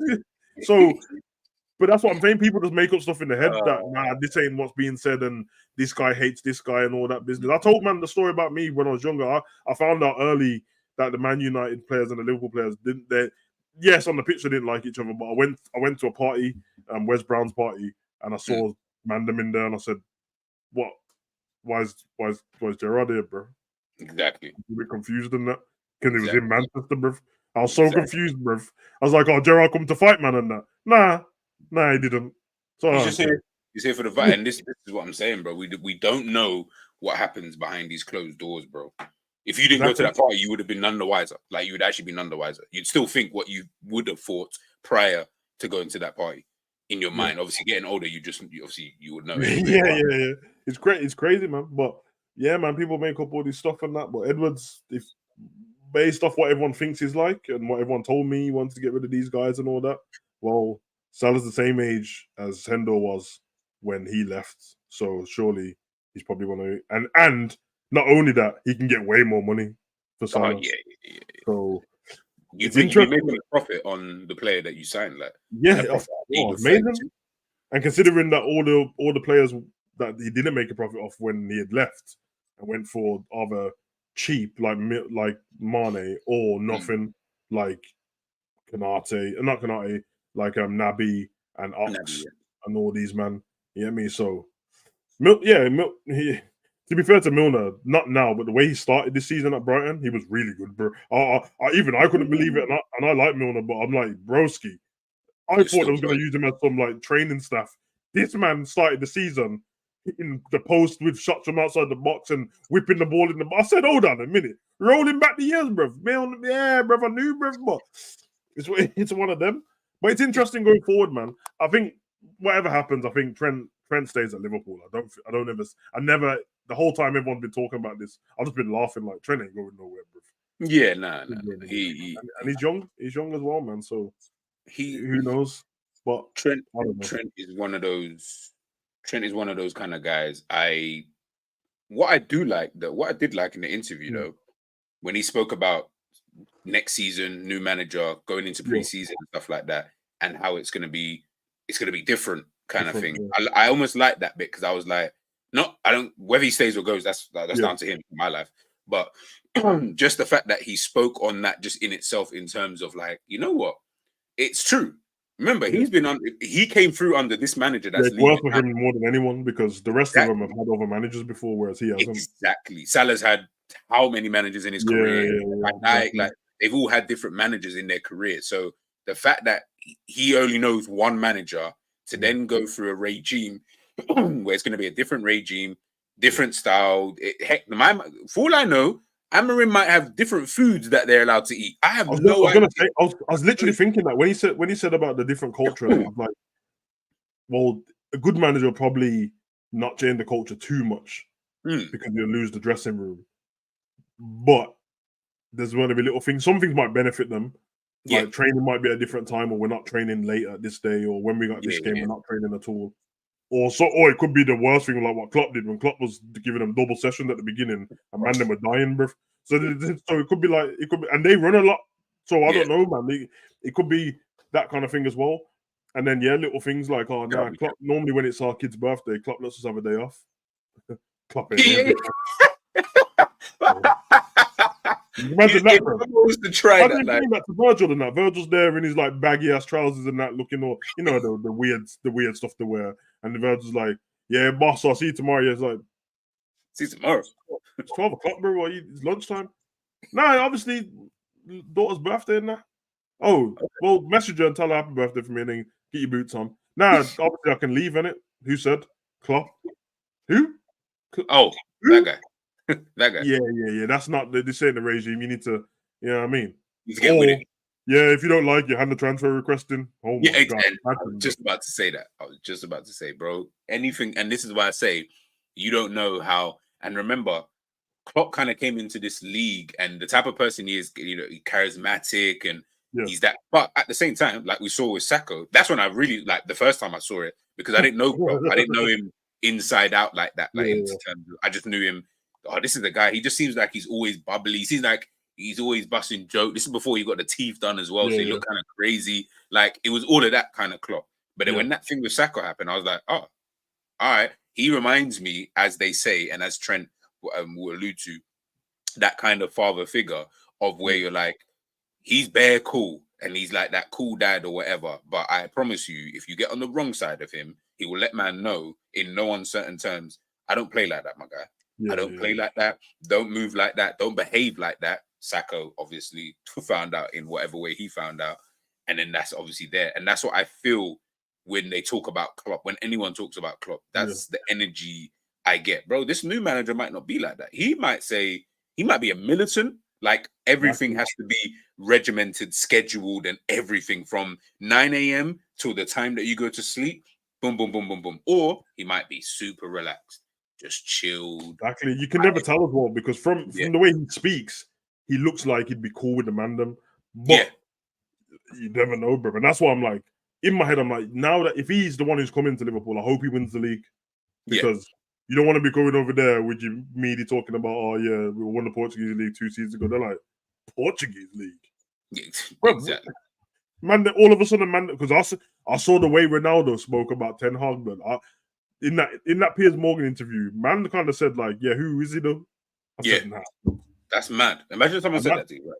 But he's got the more Instagram followers than anyone on the planet, Ronaldo, bro. So he really means it, bro. Like, who, bro? I don't watch Eredivisie, bro. Yeah, but that's the energy he was given, like Eredivisie. Yeah, like, how do you spell that? And why ain't we got new hot tubs, bro? That's what he's thinking, and man are still eating bangers and mash and that. Like it's 98. Nah, bro. We saw the raw chicken thing with Manchester United, bro. Yeah, bro. You seen Ronaldo, bro, sit at a conference, move the Coca-Cola out the way real quick, bro. Just to let his kid know, I drink water, bruv. That's a serious guy. So Ronaldo seems like, you see, obviously, because they had that raw chicken thing that happened at United, Ronaldo seems like the type of person that he had his own chef at Manchester United, 100%. And everyone else was not allowed to. No, you're not having some. This is my chef. This is 100%. Ronaldo's me with lots and lots and lots of money, bruv. That's exactly what I'd be like. That's exactly what I'd be like, bruv. Yeah, bro, forget all this peasant business, bro. The man takes care of himself to a next level. Yeah, bro. You like ain't doing that. You shouldn't eat them carbs. You know, the man's just about to tuck into their nice food and that, and he just looks over. Oh, so you're gonna eat them carbs? No, I'm just saying. Oh, you're gonna eat two slices of bread. Okay, fair enough. Yeah. But I remember Harvey was saying that like he changed the way he eats because of Salah, and yeah, it makes sense. I can imagine, but Salah, because Salah's always joking, man. I reckon Salah would just walk past and like rub his abs and that. And then walk off, bro. Hey, no, Salah seems like a dumb one. Like he does seem like someone who'd be like, oh, I think today you should have like 2 slices of bread. Are you sure though? Bro. Because you just tell a man, no, today, like, because it's Thursday, just eat 2. Like Thursday, 2 for Thursday. Yeah. Okay, cool. All right, fair enough. These times Salah's eating a salad and something else like completely different and hasn't ever done that in his life. Just something dumb. Yeah, because not speculation, but kind of. Salah was like small before. Yeah, he was quite scrawny. But then I remember there was an interview with Mourinho. They asked him about Salah before Liverpool. He said, I swear the quote was mad. He said something like, Salah's a small and fragile man, bruv. And I'm not joking. I think that's what got Salah in shape, bruv. I swear to God. You know when certain things can scar people, bruv. That's Mourinho, you know. Yeah, I was just about to say, at that time as well. And I think it was when they kept pissing Mourinho off, like, kept throwing stuff. Why did you get rid of De Bruyne? Why did you get rid of Salah? And I keep telling man this. Anyone who says that to Chelsea fans, so dumb, bro. They were winning stuff when they left. They won the Champions League when they left. So, but when they say that, it's like, yeah, man was fragile, blood. So he probably was fragile. Hitting ego. He probably was. I think that's what. And this is the benefit of having Klopp, because Trent said something in his interview. He said, Neville said like, "Oh, can he be scary and like aggressive?" And he said, "Yeah, he can." But he's smart. He knows when to be like that and give you a bollock, and he knows when to give you a hug. And sometimes you just need a bit of love. That's the benefit to Klopp, bruv. The next ones might, and some people can't do it, and they end up containing them, man. Hug. What hug? I completely forgot about the hugs, bro. It's done, bro. All that made me feel good about the get. No, it's done, and that's the difference is, and again, this is the words of Savage. I remember him speaking about Carvalho when they didn't know if he was going to go out on loan or not, and he said only nice things about him. Yeah, he actually was like, "Oh no, in training, he's probably one of the best in training." Blah blah blah. And I was like, okay, that dispels everyone else making up shit saying he's got an attitude because that's not fair. And I hated when people said that. But then he said, "Oh yeah, it could just be something missing." And the whole time I'm thinking, it's just got to be his strength, and he's a bit feeble, bro. Yeah. I swear that's all I could think the whole time. But Klopp's gonna say it in the nicest way. Mourinho would have just told man, "Yeah, little man, bro. So go gym." Like Luke Shaw. Yeah, you're fat, bro. To stop it, you built like a I was like, raw. Yeah, he doesn't care, bro. You see now that famous video, bro, of Pogba walking into training happy, and look what Mourinho gave, man, and said something to him, and then Pogba was like, "What? Yeah, blood." Because that was the day after when Pogba sent a message, but Man U had conceded the goal, but he was like the Wi-Fi in the stadium weren't working in it, so yeah. So it looked like the message come through when they had scored. When they scored, and obviously I bet Mourinho just said something like Wi-Fi, yeah. yeah. That's something that Mourinho would do, though. I feel like that he was doing it. Hey, listen, I told man already. I'll take more in at the club all day, bro. Because I think that the 7-year manager thing and 9-year, it's done now. It's done. Yeah, you get 3 or 5. And even 5, I think it's going to even be too long.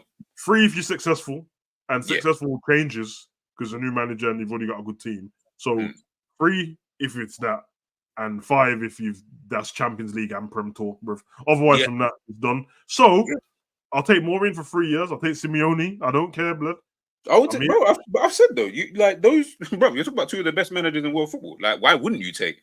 That's why when we talk about Alonso and Amorim, I'm like, okay, you see the pool that you man are diving into. It is one real small kiddie pool. Like the options that are even in here are not great. Like they're not. I'm not in the big boy pool where I'm gonna see baby loves just walking around and what's and blah blah blah. Bro, I'm walking in the granny part where, man, you might be lucky if you see one. Like if you're lucky on a good day, kind of thing. The sun being out. Nah, it's not gonna work like that, people. Like I think the pool that we're shopping in for managers are not great. There could be good managers. Alonso just won the league undefeated. I get all of that, but what has he done really like that? I mean, I know Gerrard went undefeated at Rangers, so I'm saying. And if you said to someone now, "Oh, would you take Gerrard at?" Nah, man's not taking Gerrard at Liverpool. You would shut it down immediately. And he's more of a Liverpool player than Xabi Alonso. So I ain't gonna lie though. If Gerrard walks through the door as the manager, bro, I'm getting a cigar, bro, and I don't smoke. I'm just gonna laugh, bro, and take the cigar, bro. That will crease me, bro. I'm here for fun. That will crease me, bro.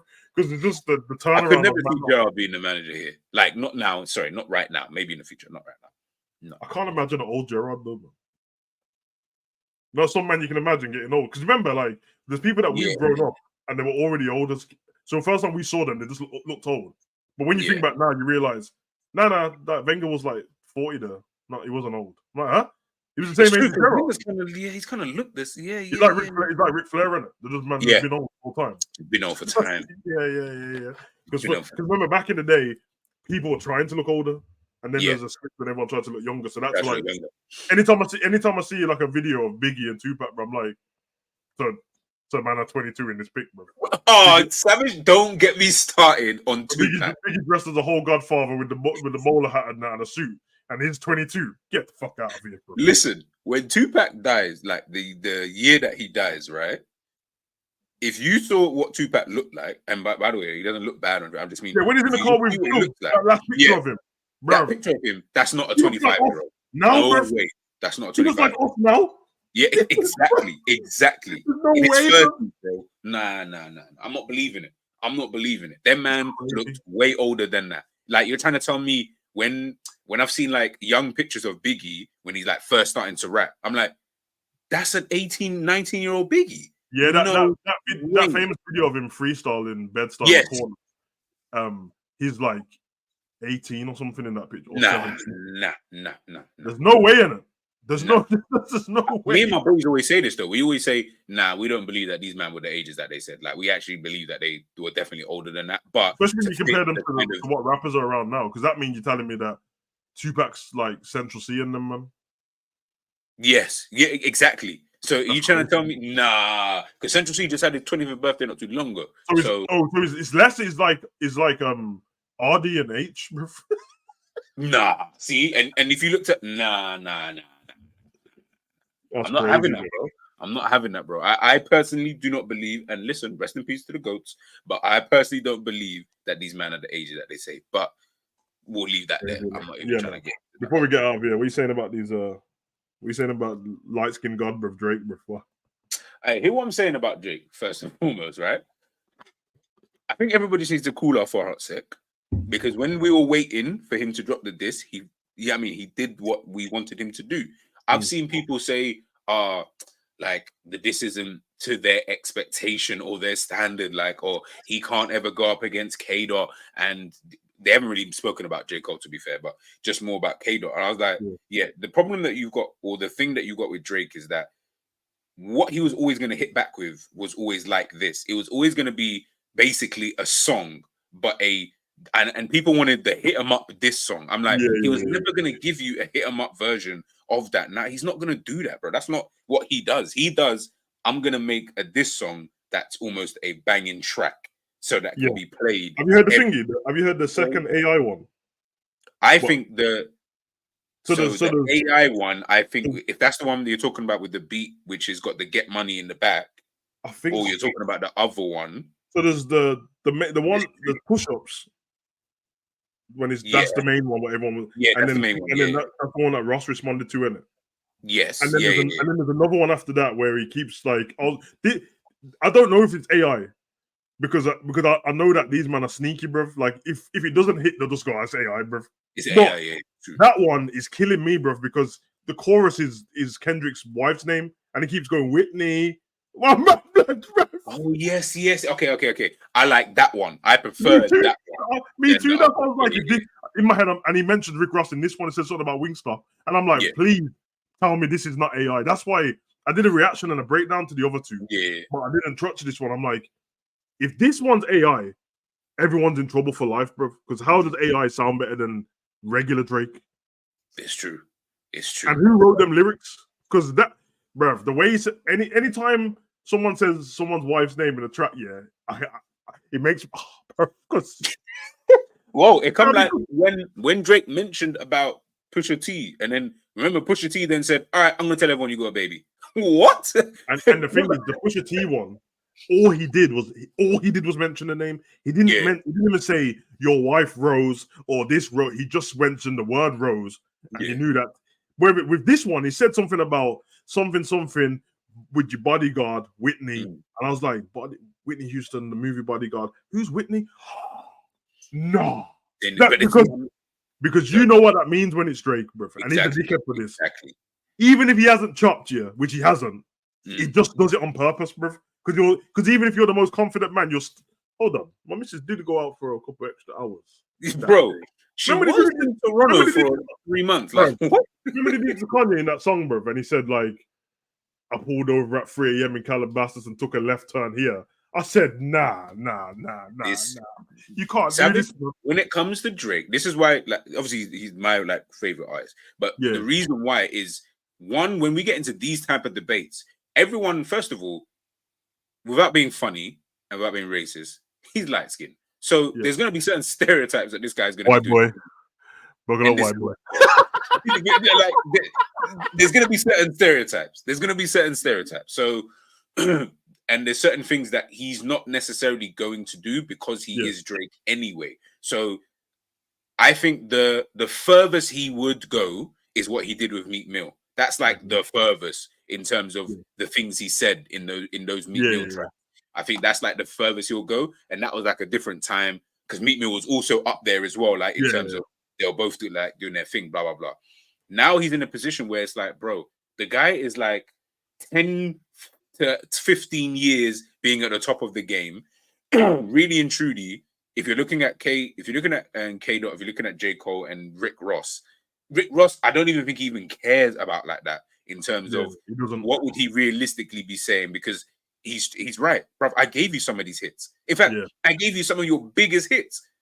J. Cole, I gave you all. You guys, unfortunately, have got big hits with Drake. Future, obviously, they've got a whole mixtape album together. So when you've got someone like that on the battlefield, it's going to be difficult for you to be able to even come at him in any other way other than the usual stuff. Ghostwriting, the fact that he's a light-skinned guy or mixed race or whatever you want to call him, who thinks he's black, and all of this kind of, you're gonna hit man in like areas where I'm just like, bro, if they were boxing, this would just be like little powder. Yeah, even when I did the breakdown, I kept saying like, because Rossi sounds good, but then I'm like, yes, it sounds good. It sounds good. I'm like the ghostwriting thing. I'm like, that's you never played out because no one cares. No one cares. Clearly, no one cares because he's got bigger since then. So exactly, bro. Exactly. No one cares about it. It's like 6ix9ine with the snitching thing. People didn't care because he got out of prison and made a song with a rat chain on. Exactly. I just he's a bit like Thingy, bro. Drake. He's a bit like Chipmunk. Yeah. In the UK. Because Chipmunk, he will always come in saying he's not gangster and still mash you up on a song. Still mash you up. And he'll always be like, everything will be I'll pepper man down with my pen. I'll shoot you with my pen. Drake's gun is your girl's name. Just because he's a menace. If somebody like him or Chris Brown says something about your girl, and unless you've got a girl who just isn't attracted to them at all, you're fine then. But if you've got a girl that you know, and even thinks they're cute, bruv, oh my God, bruv, you're not sleeping. You're not sleeping. You're definitely asking Chris Brown, questions. Drake and Usher, bruv, menaces, bro. Yeah. Menaces, bro. So, yeah. Because Drake did take Rick Ross's ex-girl, he did take her on tour straight away. But this is what I'm saying. This is why you can't play with. So that's why I've just kept quiet, because I was just like, the reality. I think he'll come out with another tune, by the way.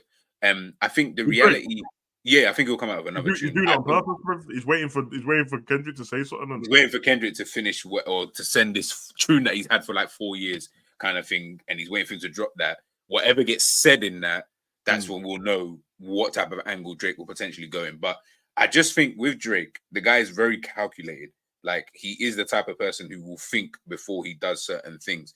Yeah, when he did that whole thing with Meek Mill and he brought out all them tunes, he was kind of in the middle of, like, he was in the middle to end of a hiatus anyway. So even that for him was just like, yeah, I don't really mind because I'm not really doing anything during this period of time anyway. Like, I've not got bare music coming out as it is. This will kind of keep people going, and I'm coming off the back of whatever, I can't remember what his last tape was at that period of time. Now he's coming off the back of whatever his last thing was just called. He's touring the country, God knows wherever he's been going. I think he's like 80 something places that he's been to. He's in a position now where it's like, yeah, this just kind of keeps my name in people's mouths. Did you see the post that he did? The one with Metro banging the drums. No, not the drumline one. The one with the text message between him and his mom. About him getting the nose thing, and his mum said, like, him saying to his mum about, like, you should have taken me. Like, I would have taken that you alone. That alone is almost like, Rick, I'm not sending you a diss track in it, so you can have yeah, I'm not wasting my time. And I read it and I'm like, nah, this is too funny, bro, because him and his mom's laughing at you, bro. Yeah. And he's like, the fat one's saying stuff about me again, about my nose. I'm like, this is so disrespectful, bro. And then he said something like, it doesn't matter because he's taking gigs in high schools now. That's over, bro. Because on the video, Rick Ross is wearing a Drake hoodie with his face on it. Yeah, and I was like, this is kind of a cold move still. And I'm not even clocking the surrounding. Drake saw it, high school. All right, he's in a high school. I said, oh my God, bro. And then now it's over. He doesn't need to send anything back to him, bro. Bro, I saw Rick Ross has put it up on. I was going to send you the picture actually of the album cover. Yeah, he did. Yeah, the cover, sorry, of the track that he put out with like Drake looking like, I'm assuming, I was going to say Trump, but maybe it's some. I was trying to guess who, like, whoever he used there. Obviously, he's trying to use this whole. I think in 2024, doing the white boy thing stupid. Considering it's not like he's hid his white mom. Yeah, exactly. Clearly, you can see his kid looks just like his mom. So it's not. He doesn't hide anything like that, bro. Like, it didn't even work out. In the beginning, it did with Pusha, but like, the baby moms is this because he sends for ASAP in that track as well, bro. And if that part goes over people's head, bro, that killed me, bro. Because ASAP done an interview and said that he slept with Drake's baby moms first, and Drake's like, yeah, she was a sex worker, bro. I got pregnant. It's not like it was my missus. And then he was like, but if your missus does a tell all, bruv, everyone's gonna know about me. And I said, that's Rihanna is talking about. Oh my god, bro. But this is what I'm trying to say. Like with Drake, calculated. That's why I just keep quiet when people talk about even the quality. Obviously, don't get twisted. Like I'm not someone just because Drake puts out a tape, bro. Me and my boy will sit there and we'll talk about like the last tape that he just brought out. We weren't happy with it in terms of the full thing. I was like, nah, I know Drake and I get the whole you want to sing in certain things, but there's a certain quality level that you have and you haven't even hit that kind of thing. So you've done exactly what Salah does, which is you just put out bare stuff, you're getting your GA, but the performance level in some of these tracks are actually kind of dead. So that's the thing I saw with him. So when he's doing this, I obviously prefer Drake to rap anyway, because that's just how Drake I like to I said somebody over there, I said I want him to just make an album, just drilling. Just bro, just real talk, bro. Just one album. Just one album, bro.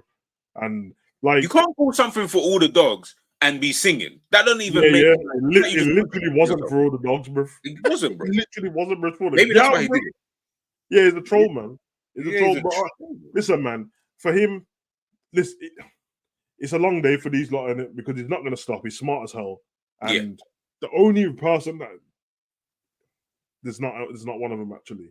It's only like if you send for Chris Brown or someone like that, that's the only one that you're not gonna get away with. Chris Brown will fight you still. Yeah, who will actually go to your house and try to fight? Yeah, you go to your yard, bro. It's a long day, bro. And any man who can dance like that can definitely fight, bro. No, because you can't be doing nunchucks as dance moves, bro.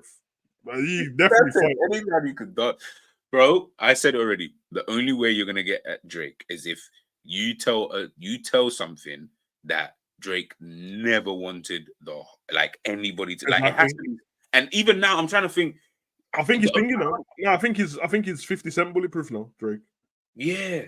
Maybe a level under because 50 really doesn't care about stuff. Yeah, no, 50 really doesn't. Yeah, he don't. But like Drake's been out for so. I was saying this to my son the other day.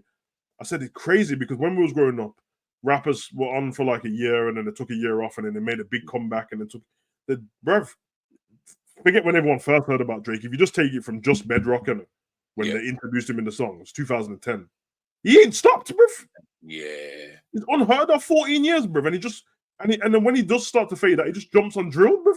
He came to England and said, "All right, Heady one and I'll just jump on with you." I mentioned Maya Jammer in the song "Wind Up Storms In" and leave. This is what I'm saying, bruv. So I don't know, man. By now he's been with so many women and that somebody would have said something funny about him. And that's what I'm thinking. Someone surely would know, like. Because that's what I think about 50 Cent all the time as well. I'm like, in his sleep or some shit. I don't even know, bro. I think the same thing about 50 Cent, my guy. And I'm always like, if somebody was going to get him, they would have got him by now. He's literally been out for time. Get Rich or Die Trying came out in 2023. It's 21 years ago. And still no one's took him down. 21 years ago, fuck. And somehow he's allowed to just jump online and no matter what you've said, he'll just troll you about it. And no one says anything back to him, bro. How can that be? Anyone, anyone, even the people that are supposed to be his friends. And he just calls anyone, bro. I think though with 50 Cent though, remember when he came into the game, he came into the game on smoke, like on pure trolling smoke. And I almost feel like if you think about it now, they all knew that he was a road man. I don't want to say gangster, but I really like that. I feel like that's reserved for certain type of people. I wouldn't call him a gangster, but I would definitely say that he was that kind of guy. Like he was the cool guy, but he was also can't fuck with 50 kind of guy. But he seemed like he was almost a funny guy too, the way he kind of is. So he had that about him. So when I'm thinking about it, I'm like, who would still even be here in the game, or even just in general, who would even speak on 50? Because when he came in the game, everyone was shook anyway of him. Like bare people in the industry. All the people that had an issue with him are damn near friends with him now, or Ja exactly. Because only Ja Rule is the one who's like he keeps talking about him just to say stuff, and then the game, Ja Rule in the game, the rest of them, Fat Joe's cool with him, Jadakiss is cool with him. Like it's long, and and then this is what I'm saying about 50. He'll just wake up and go, "Let me just post something about Young Buck today because I just want to." Bro, just because, and it'll be some mad Young Buck with some transgender done and that, and I'm like, "Why you just felt like that, bro?" But then I can't say that because I'm like that as well, bro. But yeah, man. All right, let me get through these comments quickly and then we'll get out of here. A lot of them about rap. That's an Eminem. Eminem. Aubrey's MC Gusto, CB40. Ross responded in 2 hours. Yeah, man. But I'll tell you with them stuff, man. People know early, bruv. Like rappers know, bruv. Like, someone definitely lets them know. Man said Pusha T made him become a good father. That's fucked. That's true. Maybe he did. He had to. For the camera. Drake, Mr. Identity Crisis. Loud Drake, man. Listen, he does the weird fashion thing and that, but they all do, to be honest. It's just that Drake's always had that thing. Remember when they used to run them jokes about 10 years ago? It's like, Drake's the kind of guy to like say sorry to the treadmill after he ran on it. Yeah, like all them jokes used to annoy me because I used to that, bro. They're so dumb. Come back out. If you go to the videos on YouTube, in the comment section, there's bare of them. Someone said, Drake's, I said it yesterday. Somebody said, Drake's the kind of guy to ride a horse but have two legs on one side. See, that's what I'm saying. These things are so dumb. Like, why would you think that that's what he's like? Like, I don't even. Where does that even come from, bro? Where does that even come from, bro? Yo, that's why he had to jump on drill, bro. Because he was like, bro, I'm tired of this shit. I'm tired of this shit. Oh shit, man. Ye making the best music right now. Vulture's all right still. Yeah, it's okay. Oh, it's all right. Yeah. If K-Dot like he did in his Control verse, it will be a problem. Don't play with K-Dot. I'll struggle with the Kendrick stuff because I like him, but he's like people. I don't know. People do the thing what they do with Jay-Z with Kendrick. Like you overrate him. I feel like you're like any of these guys. Like Jay-Z is mad overrated as well. Like I've always said this. Like, man, the mentions were like, no, not Hove. That's the I'm like, really like Hove wasn't called that. Like yeah. I'm about to say ASAP, Weeknd, Ross all said something on Metro Booming album. Just tell that guy to go back to playing his drums, man. Man, I ain't got time to listen to this guy. Chris Brown is a blood ain't. Nah, Chris. Yeah, I remember Chris went for that phase a couple of years ago. He got stopped. Yeah, no. He's not. From what I heard, he's not an honorary blood. Like it's like you got virgins. It's like Savage being a blood, but me and Savage are cool. I might roll with Savage every now and again, but only when I'm in Birmingham, though. Only when I'm in. Reminds me of Finger, Snoop in the game. Remember they were making it. I remember there's like ups and downs they made before, and I'm like, this is a bit weird, but like you man ain't taking this gang shit serious, bro. Exactly. Drake with the BBL nose. Oh shit, man. That's what the thing says, isn't it? It says hashtag BBL Drizzy. Yeah, man. He's even put the emoji, bro. Eminem will kill you if you disrespect 50 or M's. Yeah, it's long. M sent MGK back to Rock, bro. And that's the funniest shit I've seen, bro. Unpopular opinion: he lost to Rick Ross. Who Drake? Nah. Listen to what Drake said. Go back and listen to what Drake said. This is what thing you get to, man. Like the problem is that Rick Ross, Officer Ricky, and that he sounds cool on songs though, bro. Exactly, and the beat is so perfect. For him, perfect, bro. But he's actually saying a load of nothing, and then white boy. That's bro. Facts. Oh yeah, I've watched this already. I think. Listen, big up RDC. I love them. I do, bro. Like I always have. Like their skits are the ones. Their skits are amazingly funny. They're amazing, bro. There's one I watched like a couple of weeks ago. Yeah, I swear I watched this. Yeah, it's when it's about Marvel rebooting all their movies, and they're like, yes, I've seen that. Yeah. It's like this is what the meeting was like. It's like, who's responsible for Eternals? He's like, don't worry, you're not in trouble. And he's like, it's me. He's like, get the fuck out.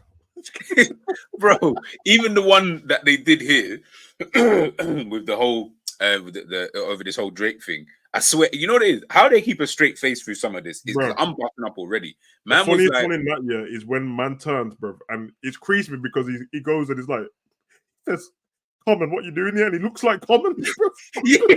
he fully looks like Common because he's got the bald head and everything, bro. It was hilarious. Common's here, Chris Brown's here, but I couldn't stop laughing. They did that so quick, bro. They had Chance the Rapper there as well, isn't it? Yeah, bro. They had, he was just there for the sake of being there. I was like, nah, these lot are. You got to realize how quick that turnaround would have been. They're rapid at that. They must have been. They must just get in the booth and just write their thing like, "Hey, a studio." Yeah, because they've got like they have an RDC house in it, so they all live in the same yard. That's sick still. I think I've seen the Sonic ones as well. The Sonic ones are funny. Yeah, the Sonic ones are dope, man. Yeah, man. They're funny. But man, big up everyone in the chat. Big up G. It's been a long stream and that was fun, man. So, what time is it? 3. Yeah, it's literally 3 o'clock. Yeah. I need to even head to the shop. I forgot about that. Yeah. Same. I'm gonna do that before my son gets home from school. Big up to everyone in the chat, man. Love for the love and that. Look at some more streams throughout the week and that Champions League tonight. You've heard that you predicted. You know what I mean? Come on, PSG, Atletico Madrid. Come on. I know you don't want that. I know you want Dortmund to go through. Why did you just say PSG like that? Like they're not playing against your team? Oh, sorry, I meant to say Barcelona. Sorry, Barcelona. I got Dortmund and. Be honest, bro. Like, be honest. The problem is Mbappe did nothing in the first game, and there's no way he does that again. Exactly. I do think that they could potentially go through PSG. But then again, I said El Clasico final, so I'm sticking. I think El Clasico final or Madrid final, innit? But that means they'd have to beat Dortmund. So I'm gonna go Barca and Dortmund. The Dortmund one, big up Hollywood Rocky saying Dortmund on pens. Yeah, that Dortmund one is probably closer than I think than I'm making it out to be. It's a lot closer. Atletico's they are better than us, but they. No, I know, but we took long to get into that game. But the last half an hour gave me hope, bro, because we were all over them, bro. It's true. Yeah, very true. But you're gonna be at home today, so. Yeah, Yellow War, man. If we play Byron Gittins as well, bro, because he came on the pitch just like massive. I like him, I like him. It's thick, bro. Yeah, is Duranville, you don't like, how has he been this season? Decent. Okay. Decent. Not enough game time, I don't think. But no. Yeah. I haven't seen him play that much at all, but yeah, I thought so. Yeah, we played a lot of cautious football this season. It's not been the most fun. I'll give it that, man. But I mean, you know how it goes, man. You get stripped to your best players every season, bro. Last season had Bellingham. The season before had Haaland and Sancho. so it's crazy still. But hey, anyway, big up everyone in the chat, man. You got any more videos coming up? Yeah, potentially. I was gonna even ask what you're doing tomorrow, but we'll talk offline anyway. Yeah, all right then. Right. Yeah, what's the time? Let's get out of here. Big up the chat, man. Peace out. Peace.